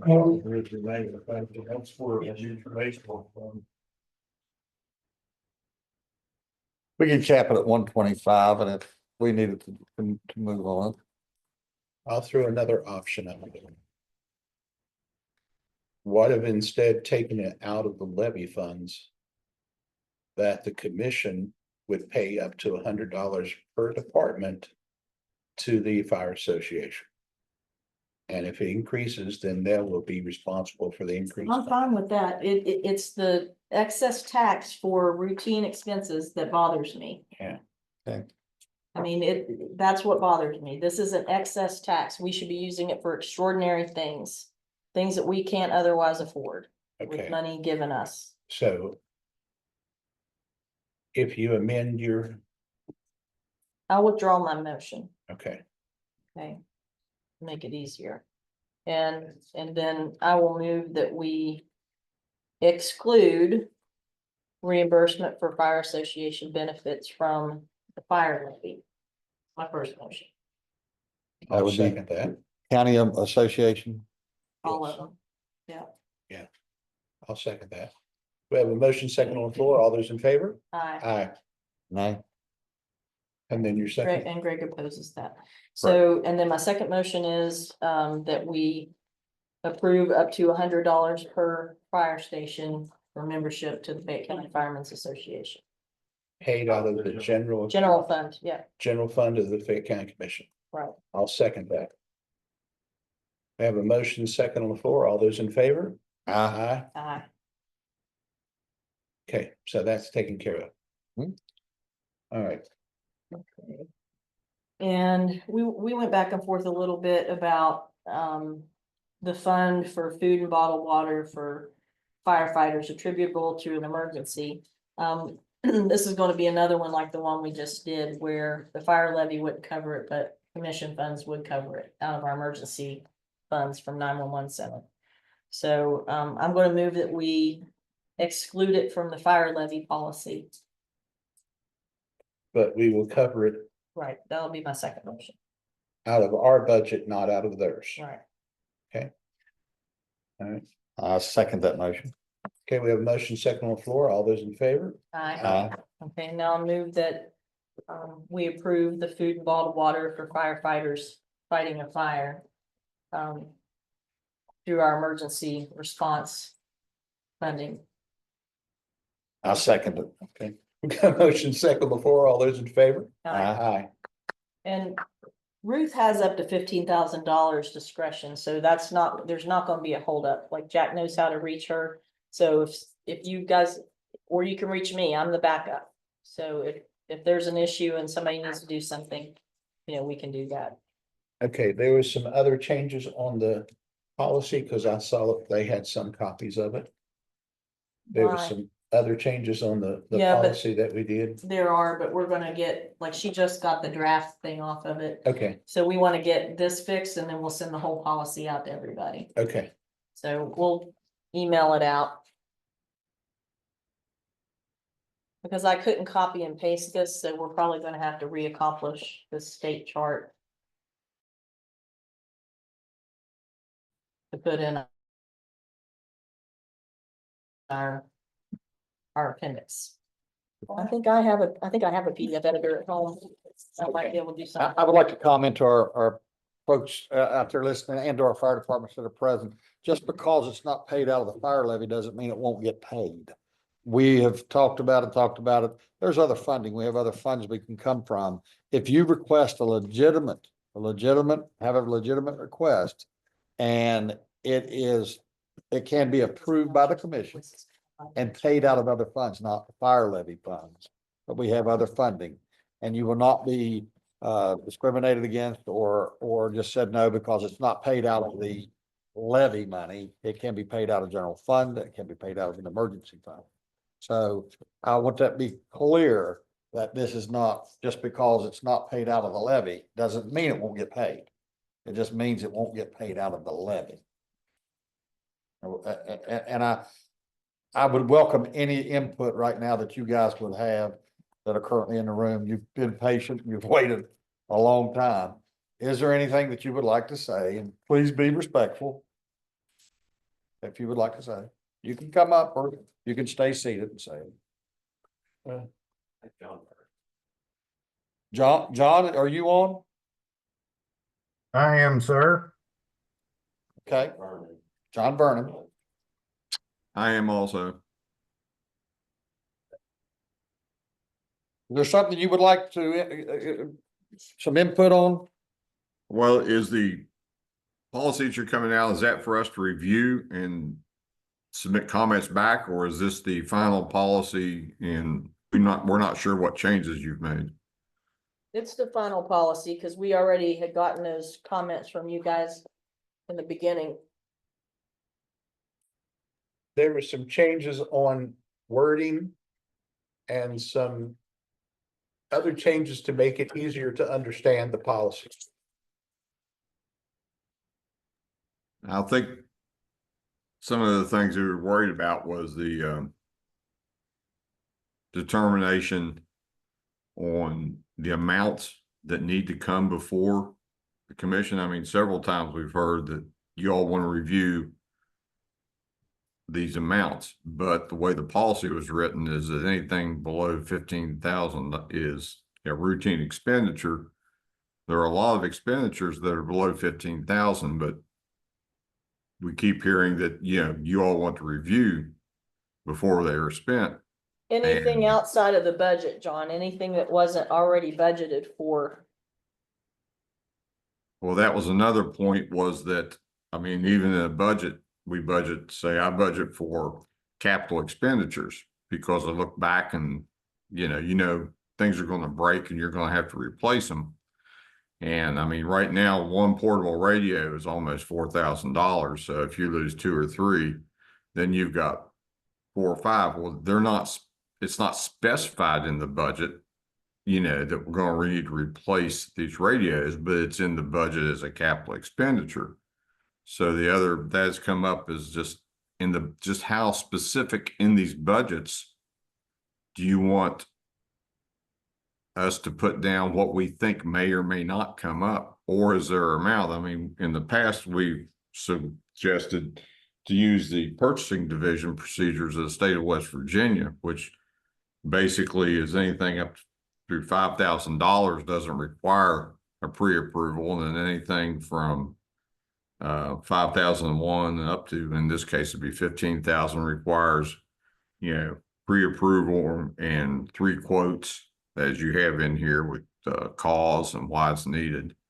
And then anything above that would have to have a approved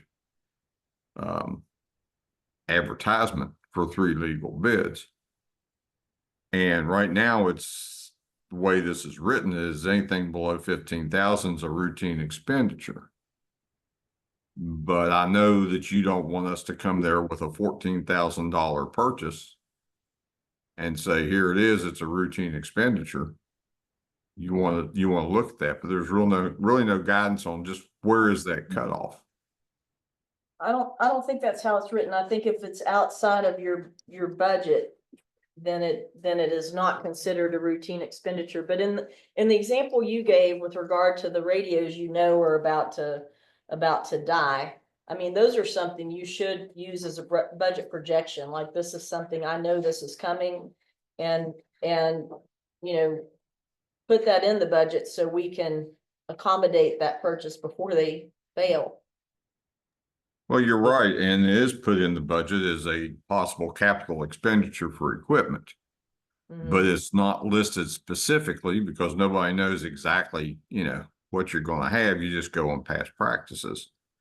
So that was one of the things that we were looking at, is that some sort of guidance, because right now, according to the way I read this, is anything that's not a vehicle routine maintenance or not a utility bill would have to be pre-approved. And that's anything even below $15,000. So any purchase that's not a utility bill or a routine vehicle maintenance, because I think that's in 7B1 and 2, if you go through that. Would that have to have pre-approval for any purchase that's not one of those 2 specific things that's mentioned in the reimbursement policy, or did you all change that? I mean, we don't know. We did change a few things, and Commissioner Taylor's looking it up right. Is for new apparatus or equipment that was not in your budget already. So if you had already budgeted in the form of capital expenses for those radios, that would be covered. Like, I mean, that would just be a conversation between you and Gia. Number 2 is routine or budgeted expenditures. Those things do not have to be pre-approved unless the cost exceeds $15,000. So if something you've already budgeted for, even though what you just described is new equipment, you have already budgeted for it in your capital expenditures. So in my mind, you've already accounted for that. You're not asking for more, an increased allocation from what you were already expecting to get. Right? Okay, this has been discussed, I think, in the past. The meeting is that one of the things that we could do to help would be to everybody on their invoices to do a better explanation of whether it was part of their budget and what exactly it's for. So if I had to buy 3 radios, that this would be part of our part of the budgeted capital expenditures. Let's put it that way. Is that correct? Yes, and I'm going to add in here, colleagues, that is correct. Where it says new apparatus equipment, not in your budget, not included in budget. So to make. Yeah, that's one of the things is but as long as you, basically, if you're asking, go ahead, I'm sorry. It's basically, if you're asking for money above and beyond your allocation, That. Okay, so you're talking about, when you say above the allocation, you're talking about the entire budgeted amount? Yes, Okay. And that's one of the questions had always been, was what was the definition of equipment? Yeah. Because the equipment without being defined could be anything, when in number two, routine expenditures that didn't Well- require pre-approval were utility bills and, vehicle maintenance. I mean, like if you're replacing something major, like you said, these radios are $4,000, that's a big deal. If they weren't in your capital expenditures, then you would probably head and order some. And that would go above and beyond what you had already been allocated. That would come out of the general fund.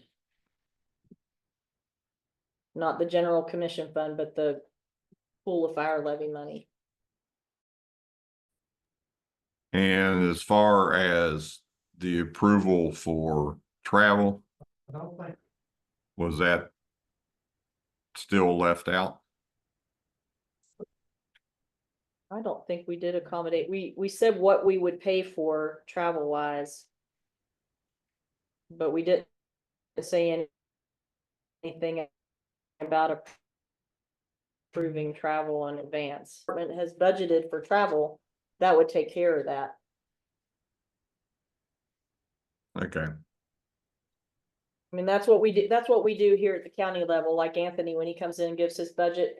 He says, I need X amount of money, because he knows his people have to. Well, specifically, when we talk about travel, we're generally talking about travel for training. Travel for training. Yes, and that was brought up in this policy also, is that certain things would not be approved for training costs, and cost of travel for training was one of them. One of the things that came up when we were trying to refine this morning was, we talked about paying for your trainers to be trained out of general county and not out of the fire levy.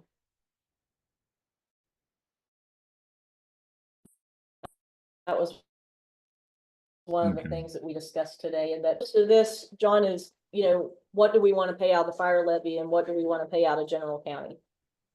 I mean, there are some things, I'm not gonna nickel and dime every chief who says my person needs this training. I mean, if a chief send the person a training. And I mean, I saw training on the vouchers and invoices today, and I didn't question those, because I'm like,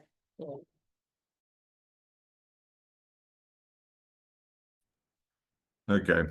I did mention that's that. not mine to question. It's more like if you go to a conference or something like that, like buying. Is it going? I will mention one thing. You're talking about the basic cable packages that many of the fire Did we lose you, departments.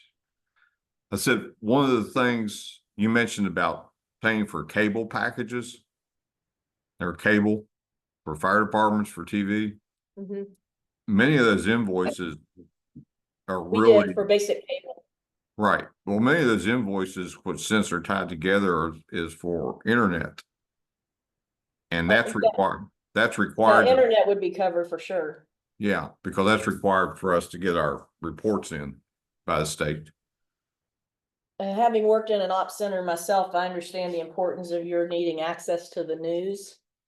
And I don't think there are a lot, I mean, there are some streaming news options, but they're not local news, most of them. So I don't think you should have to rely on trying to find a streaming provider for your local news. I think basic cable is reasonable, especially given how we're, our county is laid out.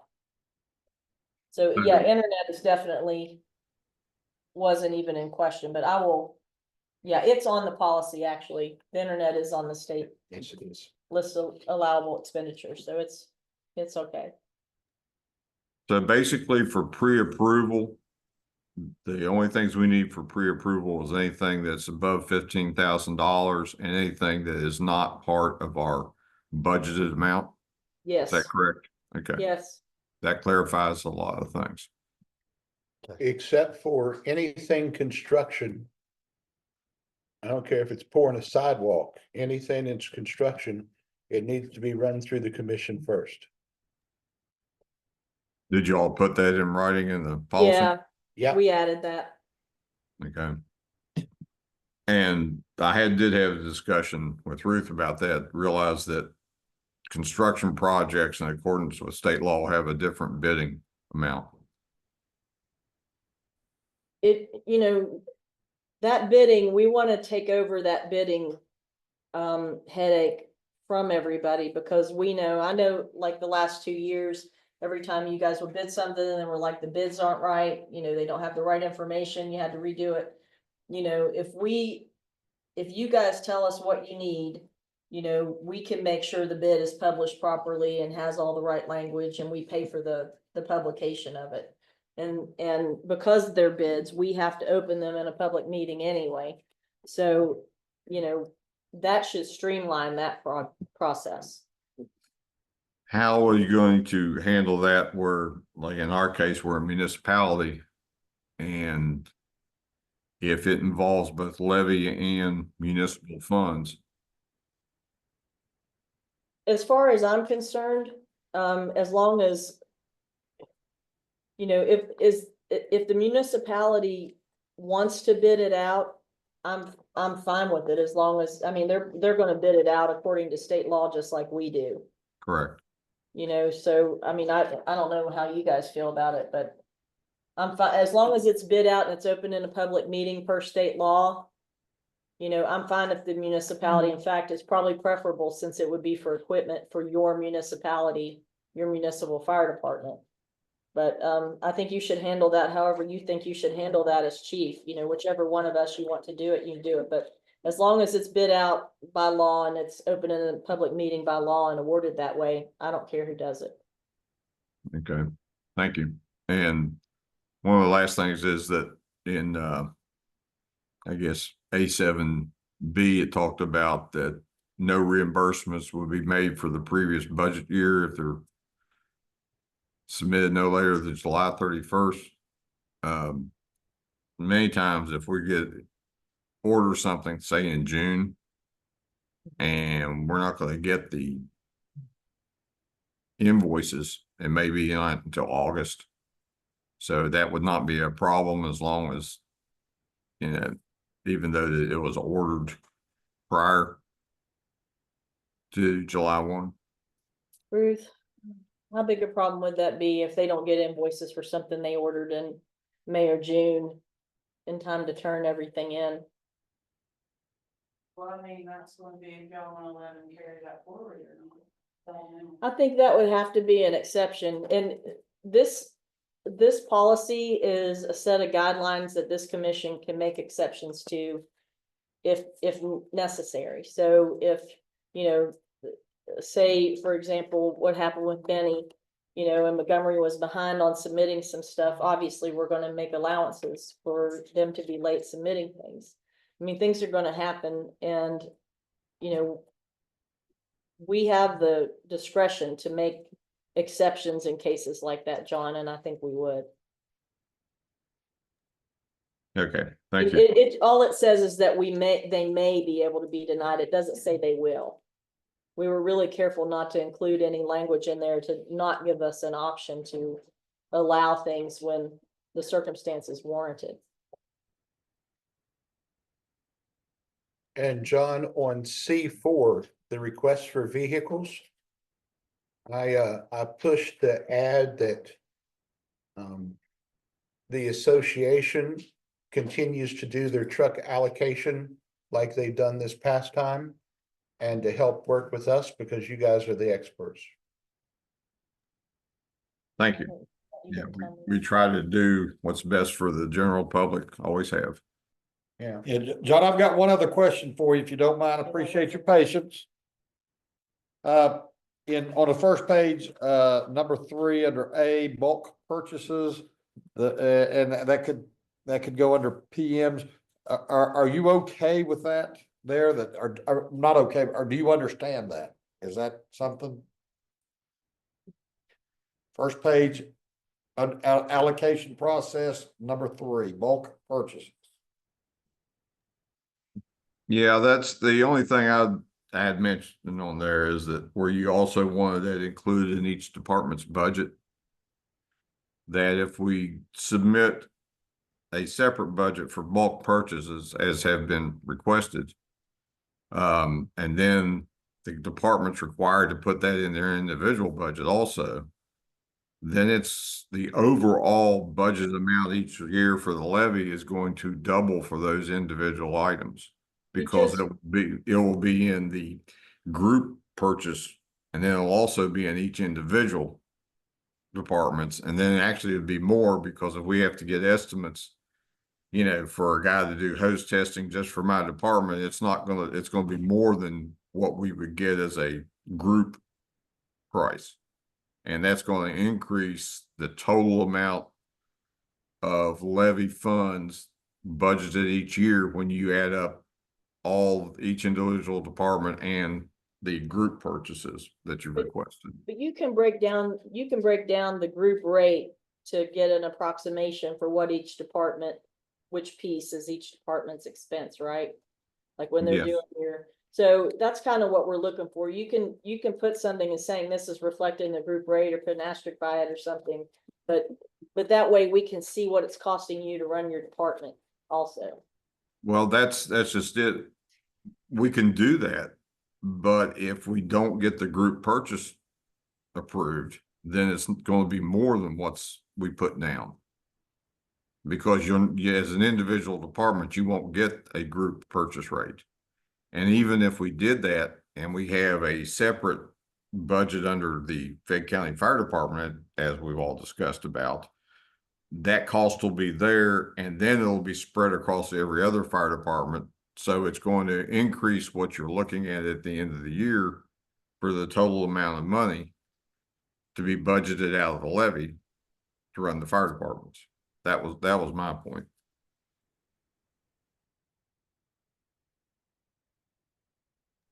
Now we could do it the way you want it. I just wanted to make sure that was aware, because if we get the group purchase, then basically you're going to have more money in each department. No, what we're looking for is if that's being done by group purchase, is just to break down the group purchase and make a reference to each department's piece of that group purchase, so we know, when it's done in bulk, this is what it's costing. I don't think you should scope out or spec out, an individual department purchase, knowing you have a group purchase coming. Just budget what your piece of the group purchase would be. Okay, so it's just for informational purposes. Yes. And tag that in the budget somehow that's what that is included. Right, if somebody ever wanted to know how much it's costing us to fund X fire department, we would know, and it wouldn't be accurate if we didn't have the bulk purchases referenced. Okay. We'll go for pre-break. You maybe put early. It's awful. Yeah, it's awful. Don't carry it. Yeah, you want to talk about it? Hey, John, one last thing, the first page again, A, under procedures. If you'll read that number 1, budget submission and approval down there, it says this application does not constitute approval. Appropriation to which the department is entitled, unused funds will not roll over to increase the department's allocation. Are you okay with that? Or do you have comment? Not okay. Do you have comment on that? That would be Well, one. the only comment I had in there is that does that need to be specified? Because it says it won't be approved unless it's part of to roll over for a specific thing like saving for a truck purchase. Does each department need to specify that in their yearly budget? That, we have X amount of money proposed in this budget for future purchase of rescue tools or future purchase of radios, that type of thing. How do you want that specified out in the budget?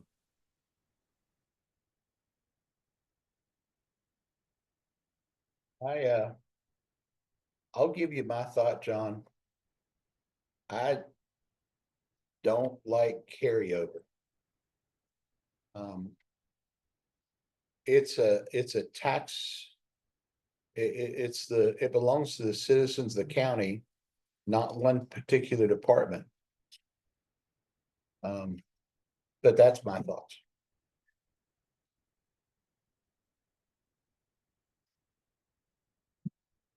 Well, I'm on past practices, is that was one of the things that when we had contracts, basically you were approved X amount of money, but you were planning also, for the future, 2, 3 years that, you had to make one of these major purchases.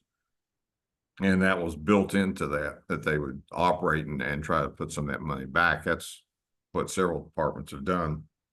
Yeah, to save money for future truck purchases.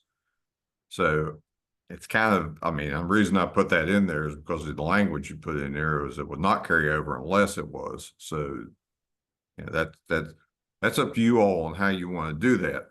But if you do have that in there, that it's, carryover can be if it's for a future purchase, how do you want that? How do you want to spell that out? How do you want the departments, designate that in their budgets? Otherwise, what you're saying here is that it won't be carried over.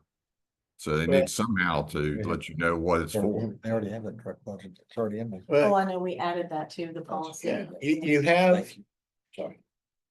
You have some departments that received more money to operate on than they actually needed. And to have a department have 200 and some $1,000 they feel in carryover. If that were all depleted, then I don't know where we would have the funds to build a new fire station. We have a couple of guys in the back that have comments there. That was two-part. So the money that we have. I'm sorry, can I get you to come up here so I can hear you? And just tell us your Well, name. Come up here to. Two-part question. Okay. Chief Facts. John Ellison, the money that we have right now that is rolled over. Come July 1, is that gonna be gone? It depends on how we end up with that. Go ahead. That is. You say you don't agree with that. Okay. 2013, I was on Turnpike, tractor trailer fire, engine blew up. That came up with $32,000. Like that. Okay. Y'all have that set aside right now? We could. I'm delighted to get. Okay. And that's why I carry over. Not speaking for anybody else, but. No. That's why I carry over. So that I know if something happens, I can take care of it. Well, the problem is when the auditor came, they said you can't use the fire levy as a rainy day fund, which is basically what that is. Like you're being responsible preparing for an emergency. The good news is the county has a rainy day fund and we're allowed to have one. Excess tax you can't. So, because that's supposed to be, you're supposed to need it, and you're supposed to need all of it, and that's the reason you can't save it. So yes, when it comes to the fire engine purchases, that's why we're looking at the beginning of each levy cycle to see how many engines we need to purchase this levy cycle, and we're gonna use those funds for that thing. So nobody's gonna have to scrimp and save, for their engines. If you have something like that happen, you come here. If we don't have it in the levy, we'll pay for it out of general county. We're not gonna let you not operate. You're doing an important job. So this is more to make sure we're spending the excess tax on the things that we're allowed to and supposed to, and that we're, we have funds of our own. Our budget's pretty healthy now countywide, so we're in a good position to help with the other things. The new contract, sorry for my friend, but the new contract, so, as Chief Vernon mentioned, I've been chief 14 years, so earning many reimbursements, there's never been nothing questioned. It's all been allowable. The new contract, is it going to detail after y'all submit it to us, that you said it's final, what is and what is not an allowable expenditure. Yeah, that's what she's Because looking the to. other contract, we knew, I didn't have to ask nothing, you know, it was black and white. We knew what we could do, we knew what we couldn't. I don't think it's gonna be that different. I think the main thing is, you know what you need day to day, like what you're paying every month, the stuff that you're paying every month. That's your normal stuff. But if something crazy comes up like that $32,000, that's when, rather than spend it, come in here and say, I need $32,000. Even if you call one of us, or you call Ruth and say, I need $32,000, we can have an emergency meeting and authorize that money. Like we can do that with no notice based on the emergency. So just give us notice rather than come in, because if we had, 10 departments that needed $30,000 all at once, then we're gonna be running short on levy money, and that's what we're trying to do, is exercise some discipline, because some departments, because it was like that, and everybody's, okay, this is how I'm doing it. And some of the things I think in the past that have been paid for probably shouldn't have been out of that fund. But, and that's just all we're trying to do, is just make sure we're spending it on what we're supposed to spend it on. And that's why we had to create a fire department instead of a fire training center, to be able to do that. And then there's quite a few things that the commission is gonna start paying for, so it's not coming out of the levy funds. Like all of your advertisements and Yeah. things that we can do, paying your association fees for you. I mean, that saves you some money too. Yeah, but anytime you have an emergency like that, just get in touch with, if you are close to one of us, or you can have my number. You can call County Administrator or Jack Kincaid, he can reach us, and 911 can reach us. I mean, anybody, you just say, I've got something down, I need this dealt with, next meeting's too late. Anyone else in the room have a comment? It's this guy back here. Come on up. Some of us are old and can't You hear. haven't been here well today at all. No, I haven't. Tyrone Powell, Department. I just have a question. What's gonna happen with, I know you kind of answered some of that on Sean's question, but what's gonna happen with the money that we have in our account if it's gone after July 1? So some departments have come in and told us, or at least Josh did, when people have been saving for certain things like engines or a building and things like that. And we're aware of those. And that's something we're addressing with the budget on our next meeting on the 30th. Where we're gonna authorize or not authorize those things. Because myself and the previous chief, we've done that for years. I know you said not to use it as a rainy day fund, but we have opted to not get a truck on the levy cycle because we didn't have the funds to pay the difference. Over, we didn't want to finance something for 20 years, so we saved that money in order for the opportunity that we hope we have this time. I think your department is one of the ones the association recommended for a truck, right? So I think that's gonna happen.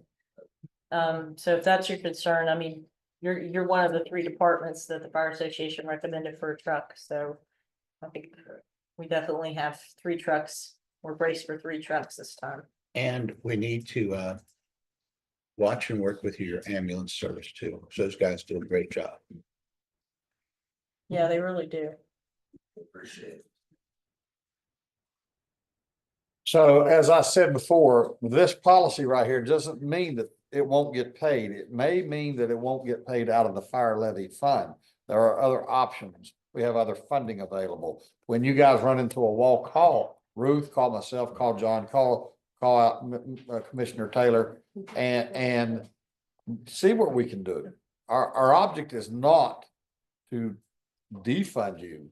It is to legally fund you with the least amount of pressures that come from outside this courthouse. Does that kind of make sense to you guys? No, not in the least. Listen, it does, it's change. I understand it's change. I understand it's a little different, but let's give it a shot. Let's see what goes. I think we're on the right track. So one thing I do need to do we have any more questions on the policy at this time? What you do need to do. I want to go back to purchases such as what Chief Vernon mentioned, the unbudgeted but unanticipated purchases. Let's say that we have an incident where we lose 2 radios in a fire call. Is that just merely coming to the commission saying we have this unanticipated expenditure to buy 2 radios, maybe 2 SCBA's, you know, that. can get very Absolutely, expensive? and if it's in the levy, we'd probably do it from the levy, and if it weren't, we would probably do it from general Okay. county. Okay, I just want to clarify that. Yeah, we wouldn't wanna take from somebody else or from a truck, you know, from some other expense, but if it were in the levy, we'd probably do it out of the Yeah. levy, and if it weren't, then. Yeah, what I'm referring to is just unanticipated and accident. Well, and we expect that kind of thing to happen. I mean, that's just like the example I used the other day was that if somebody's, you know, apparatus was contaminated to a point where they had to be replaced. I mean, I could see that happening around Yeah. here with all the stuff we have in our buildings. So, I mean, it's gonna happen. Well, the radio situation is, it's not like you've got a green, yellow and red, it's out of service. It could be damaged in a fire Right. call. You know, we all have radios that are hand radios that are primarily live beyond their expectations. And they could go out of service at any time, or our truck radios, that's a big anticipation. We've looked at it. Tried to do as a group, application for grants for that. We're looking at big expenditures down the road, to replace all our mobile equipment, our truck We radios. probably need to. I mean, based on what Chief Vernon was saying, I mean, I know that even at 911, we're having to replace stuff Yeah. all the time and on Yeah. our police cars and everything else. So, And these radios on the trucks are literally timed out. The technicians have already warned us, if we have a truck radio go down, it's a boat anchor then. There's no parts to replace it. They're so old. well, with the new fire department, we should also have backups available there, you know, for people, like if we can get everybody on the same, you know, have the same vendors and stuff, then optimally we can get to a point where we can have backups housed there. But if a department needs them. There was, you said the new fire department. We also set the rate for the person, We're just calling them fire coordinator. yeah, fire coordinator. They're gonna have 20 hours per month. It could be multiple people, and they'll get $20 an hour plus mileage. Yeah, reimbursement, so. That's what we foresee in the policy. And who would select those fire coordinators? Yeah. So right now, the fire association, and then once the new fire department is stood up, that fire chief. Probably with the recommendations from the fire association, but It'll be the chief of the Fayette County Volunteer Fire Department. right. They Chief can't. Step. Can't have a fire department until we have a building with heat and a truck. That's correct. TBD. Yeah, Come on, Freddie. And tell us who you are. Freddie Purdue, Montgomery Fire Department. Thank you, sir. My question is, with my excess money that I have now, I'm planning on building a fire station. Will I be able to use that money? Where my fire station will be in Kanawha County? The new one or the old one? Well, the old one is and the new one will. Okay. So I mean, nothing's changing, but I mean. The the majority. old of one my- is in Kanawha County too, isn't it? Yes. It'll be Yeah. just straight across the street. Yeah, both of them are in Kanawha I've County. been promised a property from Bridge Valley. And I mean, That old, the science building area over there. Commissioner Taylor, you should be very familiar with that. I am. You went to tech, didn't you? Yeah. So, that whole block's been demolished. okay. So when do you anticipate your station to Well- be built? I mean, I had to get the property first. I mean, the building hasn't been tore down. And it should be started next year, hopefully. They've been tearing down that old engineering lab for 3 years. Well, the bids supposedly went out. Well, for one thing, it wouldn't affect anything that it's located in Kanawha. So that wouldn't disadvantage you in any way. So I'll have to use that money. Well, I think what we need to look, because that is one of the ones, I don't have all of my documents out right now, but I have your station written down on mine. Do you know even what it's gonna cost you to build it at this point? Have you had it bid out or engineered or anything? No, I mean, this is very early stages. I was just told I could have the property less than a month ago. So what we need to do is just keep a dialogue with you about the progress on that, and we probably need to, as soon as it's demolished, and turned over to you, bid that out and see what it's gonna cost so we can get it in the budget. One other question, since we're not doing a rollover, is there any way we can get our budgeted money quarterly? Like the state pays us? No, we're not allowed, we have to do it reimbursement wise because it's a levy. That's the thing. That's the rub. It'd be easier on all of us probably if we could do it quarterly. Well, that was done years ago. It was distributions for. Yeah, there was a lot of stuff done years ago that, you know, give them non-employees benefits, all kinds of things. So, Isn't Um, law and library quarterly? law, we handle the law budget. But both of them still levy, so what's the difference? What is the The difference? library is reimbursed. The library's reimbursed. And law's just the payroll. They just submit their reimbursement quarterly. Law's payroll. And the law is on is payroll only right now. But we handle the law, so that's like Ruth's office does the law levy. I was just, you gave the library that $99,000 this morning. You could do that with the fire departments. No, we can't, because it's a quarterly reimbursement, John. It's not, we're not giving it to them in advance. We're just reimbursing them on a quarterly basis.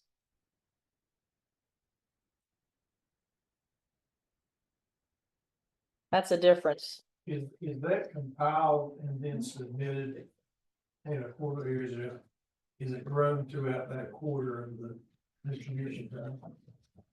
I don't understand your question. Ruth, you might want to tune in. What? The distribution you refer to the library, it's done quarterly. Is that just accumulated to that quarter and then submitted? They give us like check registers and, yeah. We had they had to create a separate account that was levy account, and they have to give us all their bank registers and everything else for that account, because they did have it mixed, and then it became a thing like you guys have had to deal with, where they would have a pool party out of other funds, but it looked like it was out of levy funds, and we, couldn't have that, so we asked them to separate them. But now that's how they submit it.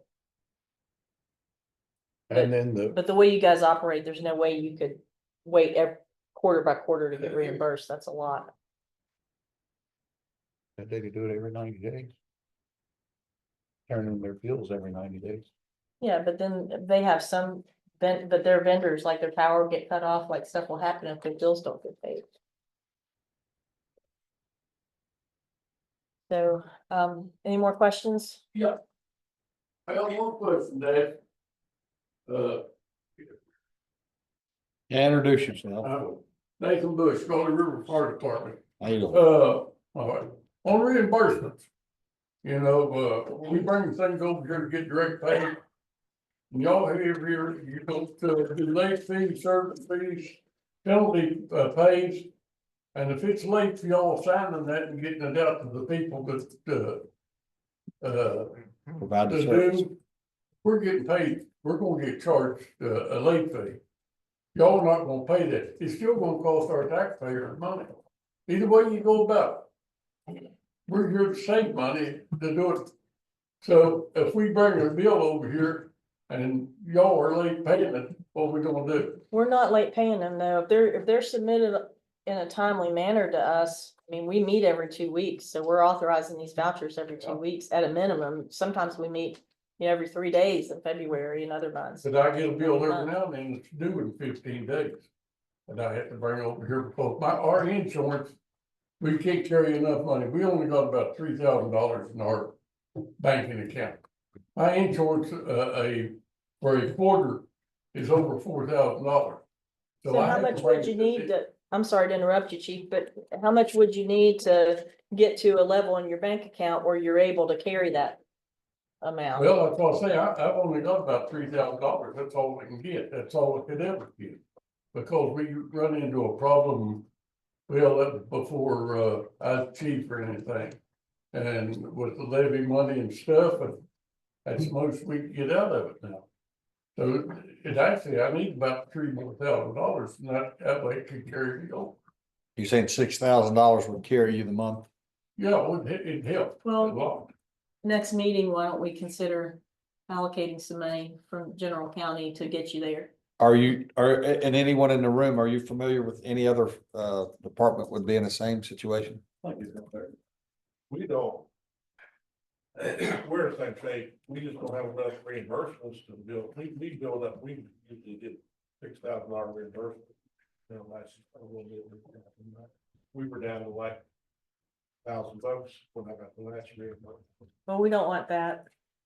It's away from me for years. Yeah, so. Yeah, well, I know a lot of mine, before, get reimbursed, just going to them, I only have like $300 or $400 left in the check. That's because you buy ramps and potatoes. Nobody. They're good. No, they ain't. Sorry. Okay, But that's All right. the thing I had. Thank you, sir. if someone could find out from the departments what they have in their checking account in order to cover them for a month's worth of bills, like the 6,000 that he needs, Or the ones that won't give you any grace, start charging you. let us know that by the 30th or before the 30th. And by the way, the meeting on the 30th is going to start in the afternoon at 1 o'clock. So there's some things going on in the mornings for some people.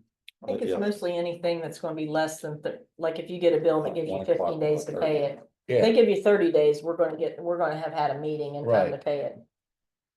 So if someone can get that information together for us, it would help us, help you. Maybe we Yes, can sir, help with Mr. that problem. Chief. Is the direct pay still gonna be applicable if we submit an invoice that the county would direct pay to a vendor like we've done in the past? Yeah. That's what we've been doing, yeah. Okay. Yep. Now, we had one this spring that was never turned into us until it was past due. They were not sending it to us. It was going someplace else.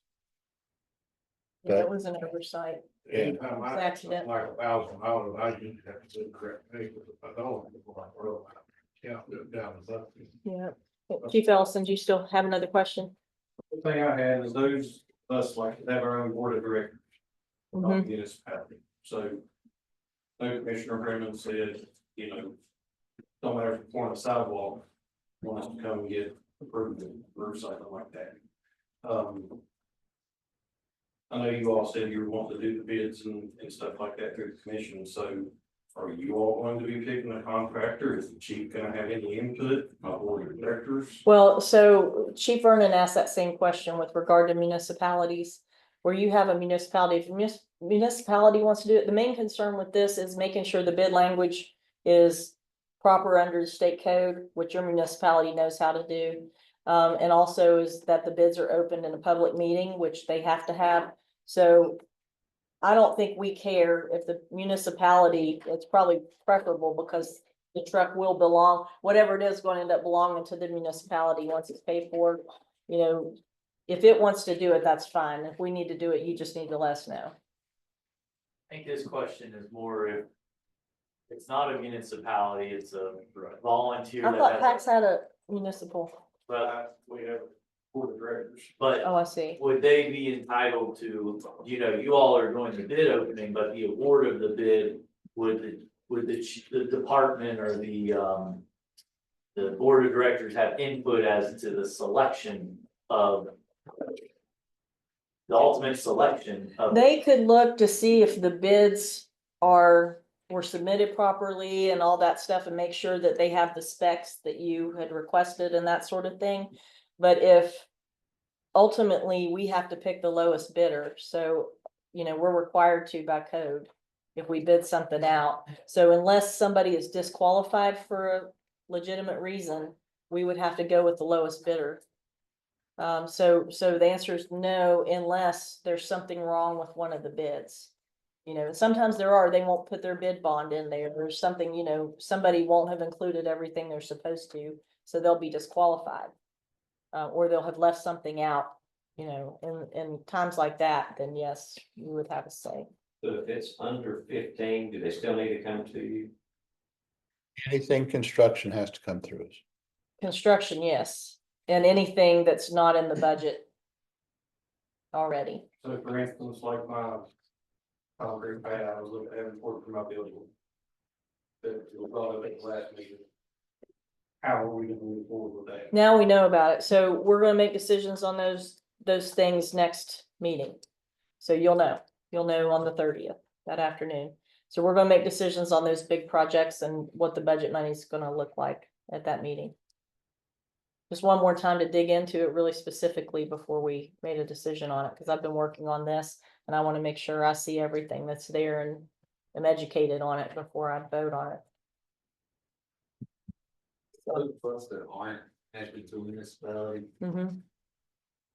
if we have the means and are able to put our own stuff out for bid legally, the way it's supposed to be, are we not able to do it ourselves? No. We don't let anybody else do that. So if you're not doing it through the municipality, you would have to do it through us.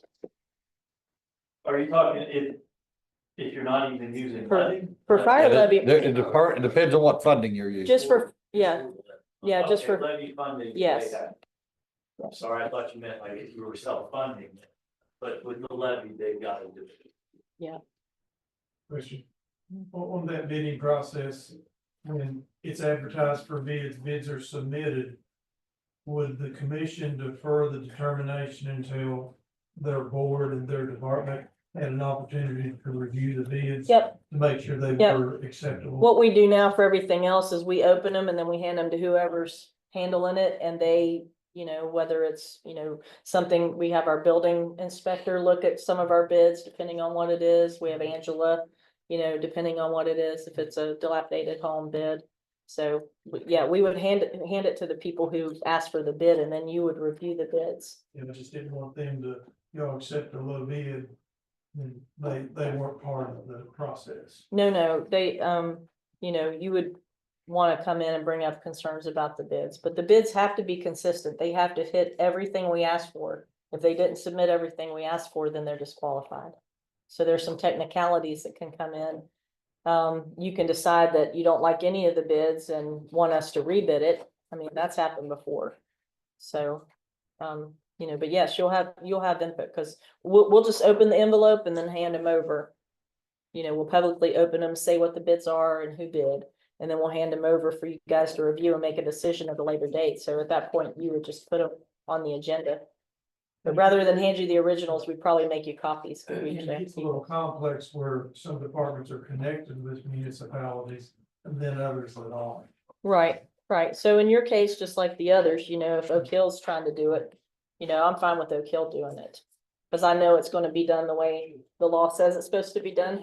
But everybody else who doesn't have a municipality who's, facilitating things for them, we want them to come through here. So it's done legally and nobody can challenge it. One question on the fire department.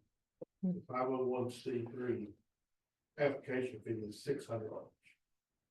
And if we have to go through a company, there's companies out there that will take care of that for you, make sure it's all done legally. I don't know what their fees would be, but how we're gonna pay for that. General fund. I mean, yeah, I'm fine with general fund, but I'm just wondering if there's anything we can do to help them. Is there anything we can do to help them? Should do to help them? Okay, so. Get the invoices and submit them. And then, I mean, I would. Can't speak for the commission, but if there's a service or an entity that will help you, if you can pay to help you do it and do it right. I would I think it's called Bright House. It's the same one that they use now. I would probably recommend and encourage that. You get the professional help on that, because it's It's 70 to 100 hours worth of application filled out. I know the application fee is $600. Let's, But I don't know what they charge to. Ruth, will you put that on exhibit list for the next agenda to You can try approve? to quote, like the quote from the company that you're talking to, or how much it would cost. I think. And then we'll put it on the next agenda and we'll vote for it. Yeah, I don't think we can pay for it out of levy until the No, fire, we'll do- until we'll it do- exists, till the department exists. We'll do general county. General funding, that's what, yeah. to, the 501c3 for the new fire department. creation of it. Consider funding it. Anything else? I did. Yeah, I get would the- like some clarification on something, please. Okay, who's speaking? This is Captain Matt Neal from Golly River. Okay, So we beat around everything about getting bids and such like that on trucks and buildings. I need some clarification. If I put in for a apparatus, mini pumper, ladder, if all three of those specs come back the exact way that we want them, and we all know that's been in this business for so long that not every pumper is built the best that there ever was. And we have a swayed opinion on this pumper has lasted us so long. Why don't we buy this? But it's not the lowest bid. Did you take that out of the department's hands at that point? well, we let the department say what specs they want on their trucks. So we're not gonna tell you what to get on your trucks. We know they all come kind of base, and then you say what you want, what your needs are. That's what you guys go to those conferences to figure out, so. Yes, ma'am. When you spec it, you're gonna have to say, we want these additions on it. Yes, ma'am. I understand that. It's Okay. that if we put all of these parameters in place to buy these apparatus, and every one of those parameters are met by each of the bids that we get, you stated that we are going to go with the lowest, even that's not the best, probably, depending on the apparatus that puts in the lowest bid. Talking about possible manufacturer. Well, I can understand, but if they're all the same, then the piece of equipment or whatever you're buying would be the same. Now, all you could do is spec something of service, because that would be the only other thing that may be applicable to this is the service. You don't like this company because they don't service you. They don't call you back. They don't give you anything back. You could actually put that into your bid. And if they don't qualify, I don't care if they are the cheapest, we don't have to go with that. Thank you, Mr. Fournette. You know who it is when You don't have to drive a Pinto, you Yeah. know. You know what it is, you know what you're after. Just put it in, Yeah, they just put it in the catch on bid fire. package. You know what you're looking for. All right, one thing I did get clarification on, it wasn't Smithers, even though it was under Smithers in the vouchers, it was Boomer that had requested the pager reimbursement, and the bid was for the building that they're working on. So Gia clarified that, so I'm gonna go ahead and move, we approve those reimbursements with the vouchers and invoices. I'll second it. Have a motion second on the floor. All those in favor? Aye, and thank you, Gia, for sending that to me. Okay, anything else on the fire departments? Okay, Appreciate your patience. Okay, time out. yes, we need to take a break. Yeah. So I move that we approve the policy as amended today. And we'll get these changes implemented and send out a copy. I'll second it. Okay, we have a motion second on the floor. All those in favor? Aye. Aye. And so I sent the most updated to Michael and Ruth. So we can once again get draft off of it, hopefully. Who? He said it would be easy. and then He got said still pack a until lunch, because we're 4:30. gonna be there in about. Well, yeah, Okay, so opioid dismissal request, That's the next one. Yeah, and Are we- Mike Wolf will Mike Wolf will recommend we do it. recommends that we Okay. agree to the dismissal. We're So- live. And Anthony agreed with Mike. So I'm gonna move that we agree to dismiss ourselves from one of the opioid lawsuits against Express Scripts, Inc. Okay. Per the order that we're about to sign, or Don's about to sign on our behalf. I'll second it. Okay, we have a motion second on the floor. All those in favor? Aye. Aye. I don't see where we, okay. Maybe it's right there in the front corner. That's right here. All right, moving on. PSD. Request Okay, for assistance. they, there was another bill that came in, and that total is gonna be $74,672.84. So you're recommending we give them a loan? I'm recommending that we pay their their power bills. With the loan, because you said then Yes, when they're with purchased, the it would be loan, paid and then, back. correct. So we would have to have some kind of document from their board. What do we need to have for them to promissory note? Okay, The- Assuming it's a loan. Yes, Yeah. it's a loan, and the issue is that their power is getting ready to be cut off to multiple sections of their service area. So this is a loan to the 8th Kincaid Public Service District. Yes, How is it to be paid back? with the purchase, the money, they're gonna pay us back from the purchase money. They have to pay off their debt. yes. Okay. As long as we got- So can somebody write a promissory note? Or what about repayment schedule? That would be important, yeah. Let's say to be repaid within the next 24 months.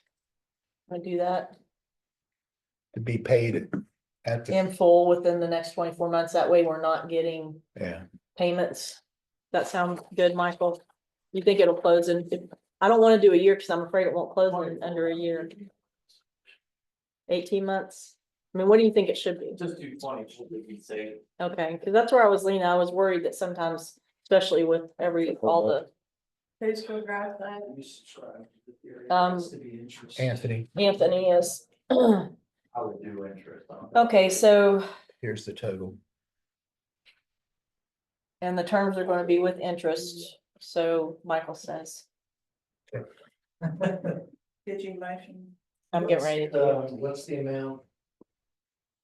What interest rate should we? No, the total amount is 70. $74,672.84.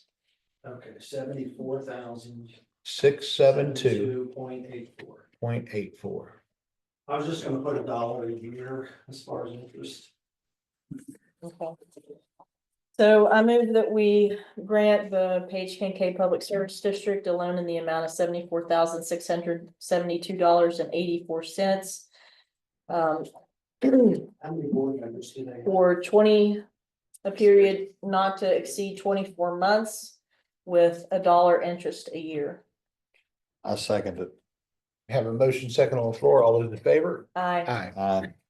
Can you get it?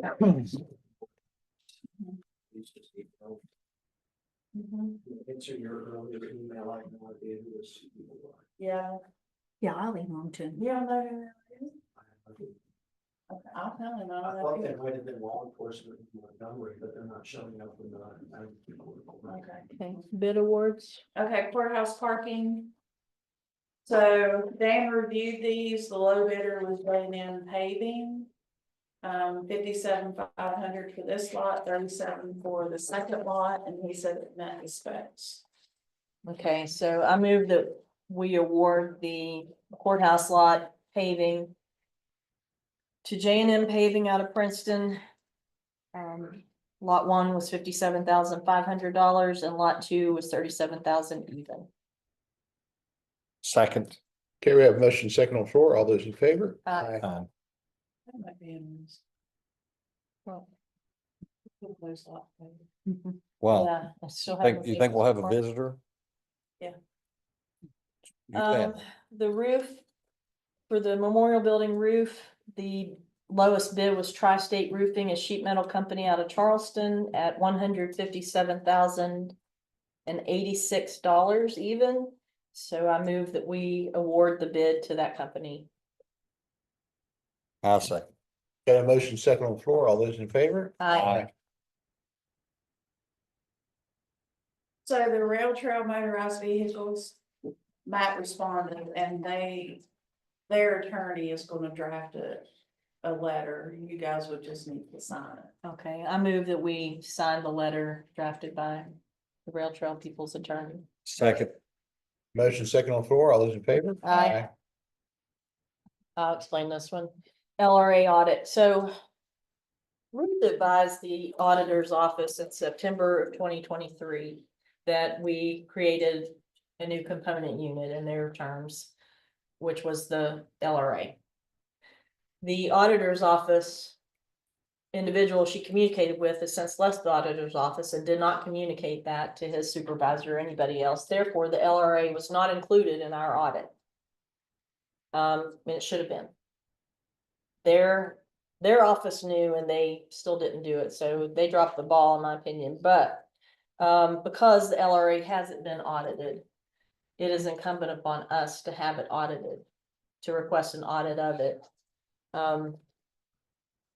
It is not, and the funny thing is, it's a finding on our audit, but it's not even due yet because it's a new unit, so really they had a couple of years. But it's becoming due for the audit, so I move that we have the county administrator commission an audit for the LRA. Second. Motion second on the floor. All those in favor? Aye. Let me save 18 for last because we have to go in executive session. So we have 3 circuit court related issues on the exhibit list now. One is our new judge, Judge Fast, has submitted several requests that exceed $10,000, and those are the ones that we haven't funded yet. And that's not including the cost for a kitchen net in the jury room that he's also requested, so No carpet. nor the cost of the carpet, although we were planning to recarpet the courthouse as a part of our courthouse improvements, so we're just Italy. in the courtroom. Behind the. It's an Italian carpet similar to what they put in the house That's what he wants. this year. So we have Judge Fast requests. We also have had some discussions about, I talked to Judge Ewing probably before the end, actually it was at Greg's swearing in, about them needing, they don't have budget money from the Supreme Court to spend on anything, or very little. And then they're relying on us to provide their space, but there's like this big gap in being able to provide Fayette County jurors something to drink, something to eat when they come and serve. So I recommend, based on my discussions with Judge Ewing, that we allocate money annually to each circuit judge for them to spend on those sorts of expenses and other incidentals that come up in their courtrooms. If they need something or somebody needs to purchase a book, code book, or whatever, that they have a little bit of discretionary money that they can use on an annual basis, and they wouldn't have to mother may I, because nothing's going to go above the spending limits. The question is, how do we administer it?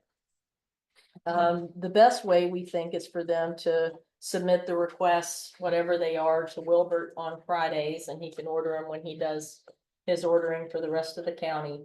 But if it's a time sensitive request, like a jury, like to get a jury fed that had to hold over, we could ask the judges to pay for it and submit for reimbursement. That's one option. And I'm not sure what the answer is, because Ruth and I talked about it for a while, then I talked to Anthony about it for a while. Can we even create an account that we deposit money into for them or anything like that? So you would still have to be the signatory on that account. Yeah, so it still would be a mess. Yeah. So anyway, we're probably gonna have to do it the reimbursement route, but and then I bounced off with John. I said, how much do you think a fair amount of money would be to give them per month? And he said, or per year, and he said $4,000 a piece. And I bounced that off of Judge Ewing, who's the chief judge, and he thought that was eminently reasonable because he said that would cover their expenses. If they don't spend all of it, it would not roll over. They would just get 4,000 again next year.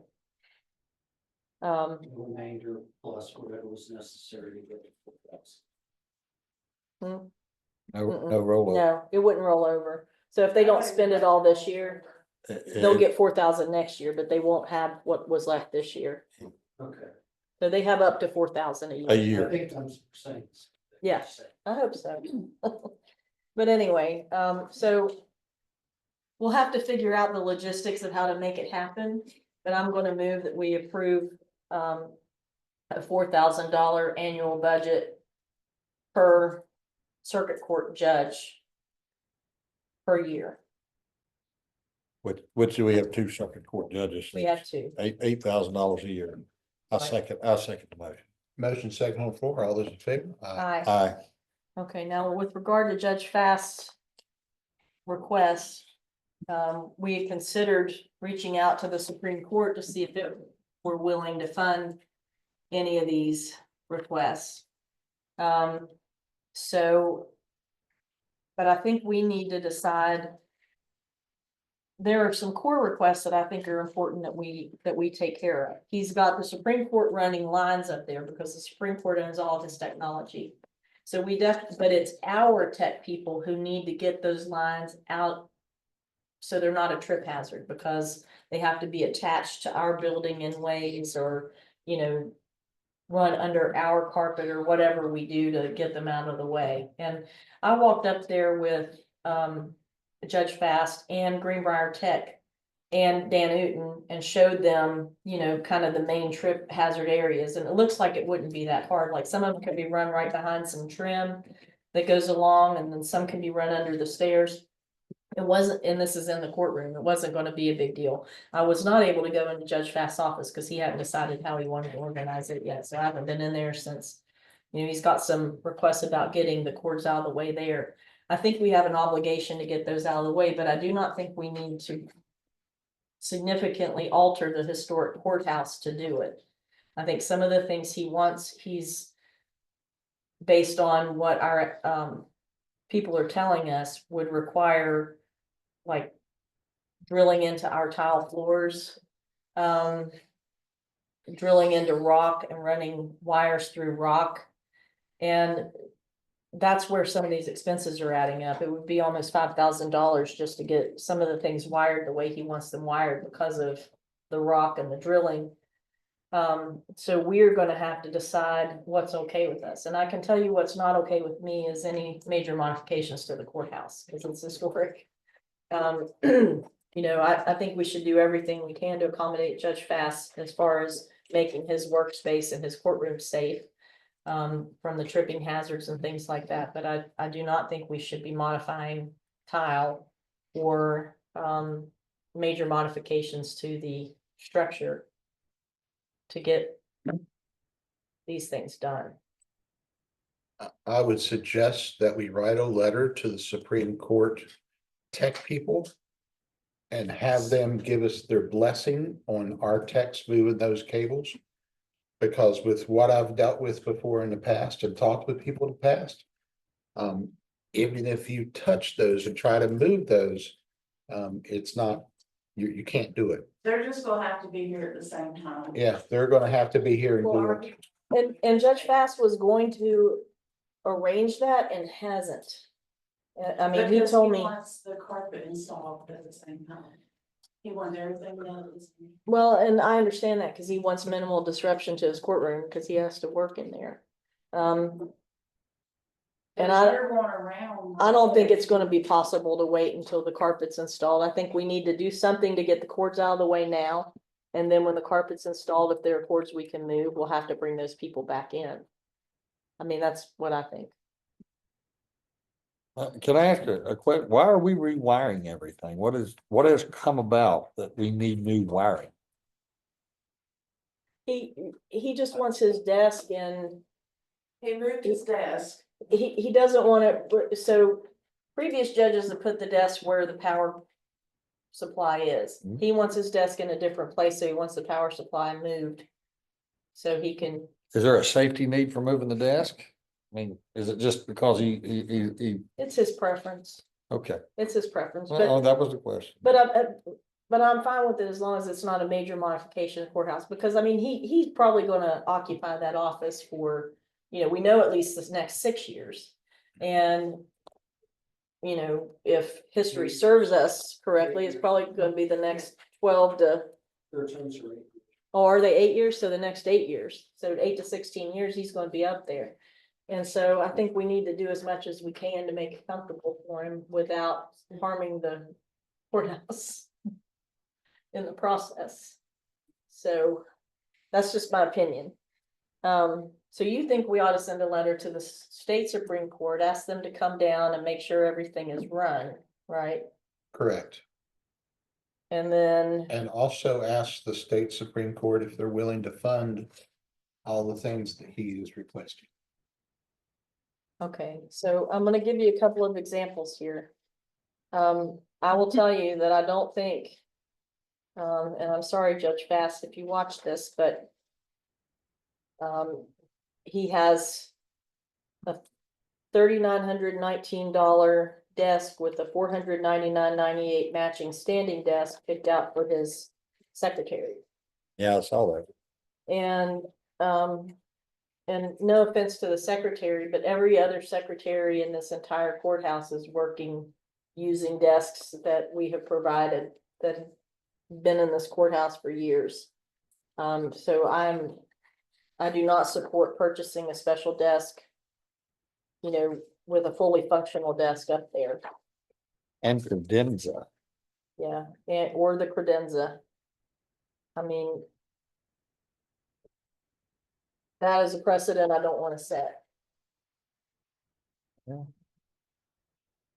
I also have some concerns about putting a kitchenette in what's now the jury room up there. We have issues, especially in the sheriff's department, but we have issues in just about every department that has their own kitchenette with people not doing their dishes and expecting maintenance to do it. No.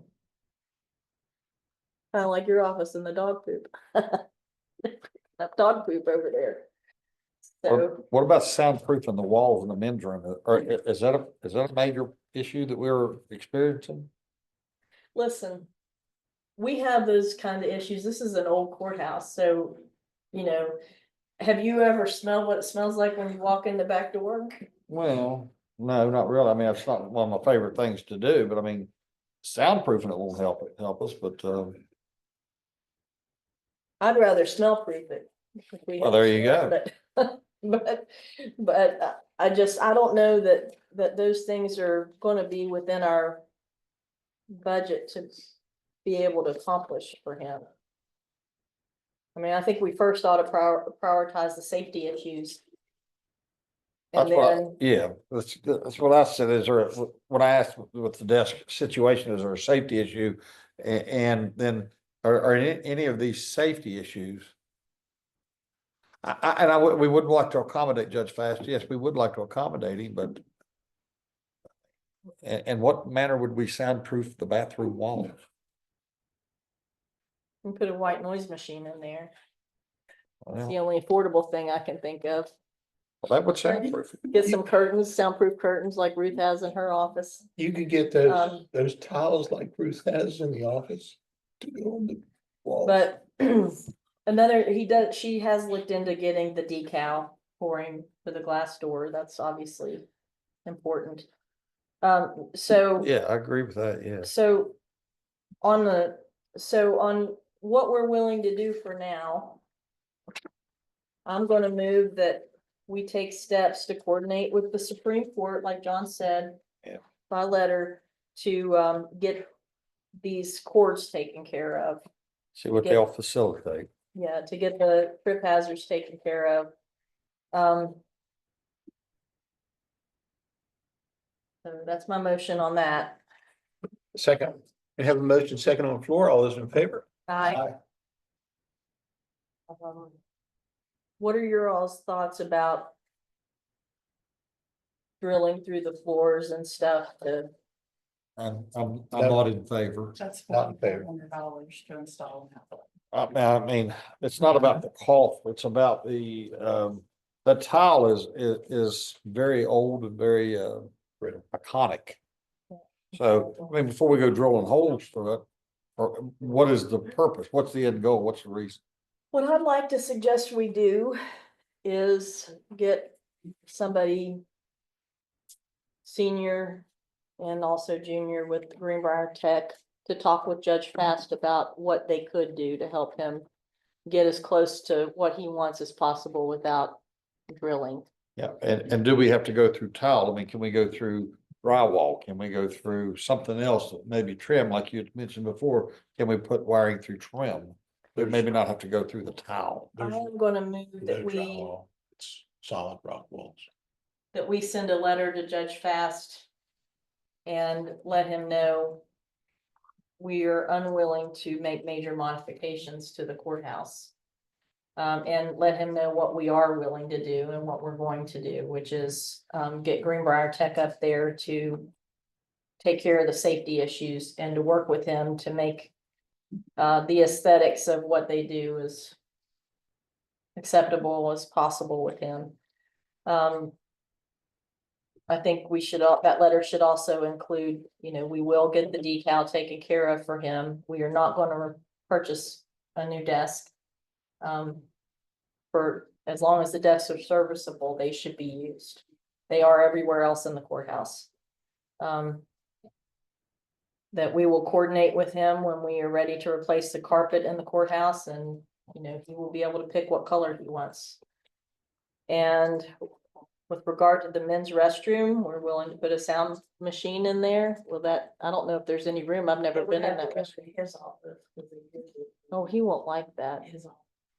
Well, and John mentioned something. I mean, you were just mentioning passing the sound tiles that you put in your office, Ruth, how do they work? I mean, they cut down on echoes and stuff. But like, It's not like soundproofing, it just, He's not gonna want those on his walls, I don't think. and I don't think you'd wanna put them in the bathroom either. 'cause no, they would They're probably, fabric. they would probably be a health issue. So, Or and with bacteria. regard to the kitchenette, Same. They have the kitchenette behind the jury box. That's been used for years.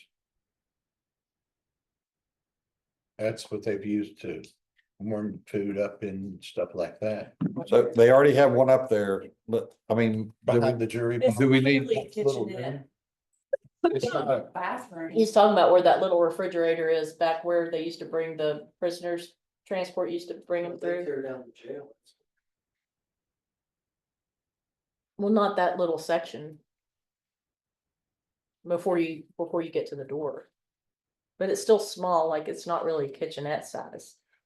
There's no like running water there or anything. yeah, there's water there, there's a sink there, there's a microwave there.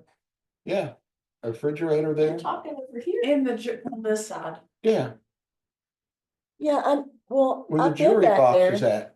I've been back there, but I didn't see a sink. Yep, Like there's- and then I there's don't a think small there's a- bathroom with a sink too. There's a No, sink. you're talking about over here. Yeah, there's a sink and all that over That's here, a but bathroom. There's not a sink over Well, there's a here. bathroom, there's a sink, there's a microwave, there's a refrigerator. What about though, alternatively? I mean, there is infrastructure up on that third floor. For something like that. Yeah, and where did he propose to put the kitchenette? He wanted to go right beside And his there's no- office. There's There's no a toilet, sink. but there's Yeah. no sink. There's no sink in that bathroom, just the, No, there's a toilet. Yeah, I know there's a There's no toilet. sink. Yeah, We used hand There's hand sanitizer and towels. okay, Yeah. so the letter would say. Here's what we're willing to do, here's what we're not willing to do. And on the willing list is work with you, to ensure these wires are. Hidden to the best of our ability without modifying the courthouse. Yes. Um,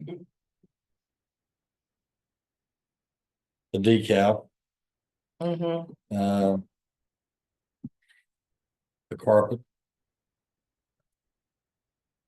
We'll pick the carpet, he can pick the color. Yeah. Um. And. The desks will have to stay.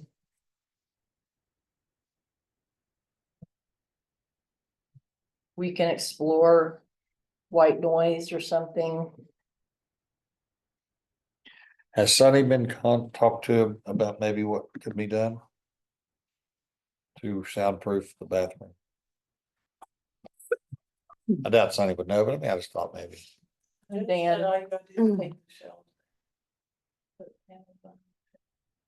No, well, if we can do that, I don't think that sounds prohibitive. I'm not too bad with that. Well, we can explore You can that. explore it, yeah. We'll put explore it. If it's not doable, then we can't do it. But, and then the kitchenette's out. And then do you still? I think this is manageable without going to the Supreme Court for funds. You just want to write the Supreme Court about, you know, scheduling a time to get in here and do Run the all wire. that. Yeah, because like I said, they have to do all of that, Okay, because one little slip, tug a wire too much and the end comes off of it, then Yeah, that our guys won't touch it. yeah, so let's just do a letter to the Supreme Court. they just don't have it. Just from, I think from you, and just try to set up a time to update his courtroom with everything they're gonna install, and then we'll get our tech people in there, take care of the wires temporarily, and then when we get the carpet, if there's any way we can do it better, we can do it better. That makes sense. Work, okay. All right, so, so we know what we're gonna do, so I move that we send a letter to Judge Fast containing those things that we just discussed. And I'll send that around before it goes anywhere. Second. Have a motion second on the floor. All those in favor? Aye. And I move that Ruth write the Supreme Court to schedule a time. That we authorize Ruth to write to Supreme Court to schedule a time to set up their people with Greenbrier Tech. Second. Motion second on the floor. All those in favor? Aye. An audit response, we did. Okay, so now I move that we go into executive session to talk to our counsel about the audit. All right.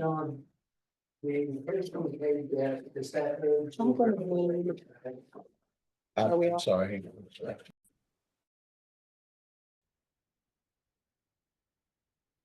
Welcome back to our meeting. While we were in executive session, no decisions were made. And Commissioner Taylor, over to you. I'd just like to, you know, based on our discussions, direct our counsel to draft the letter we discussed for our consideration on next meeting's agenda. Okay.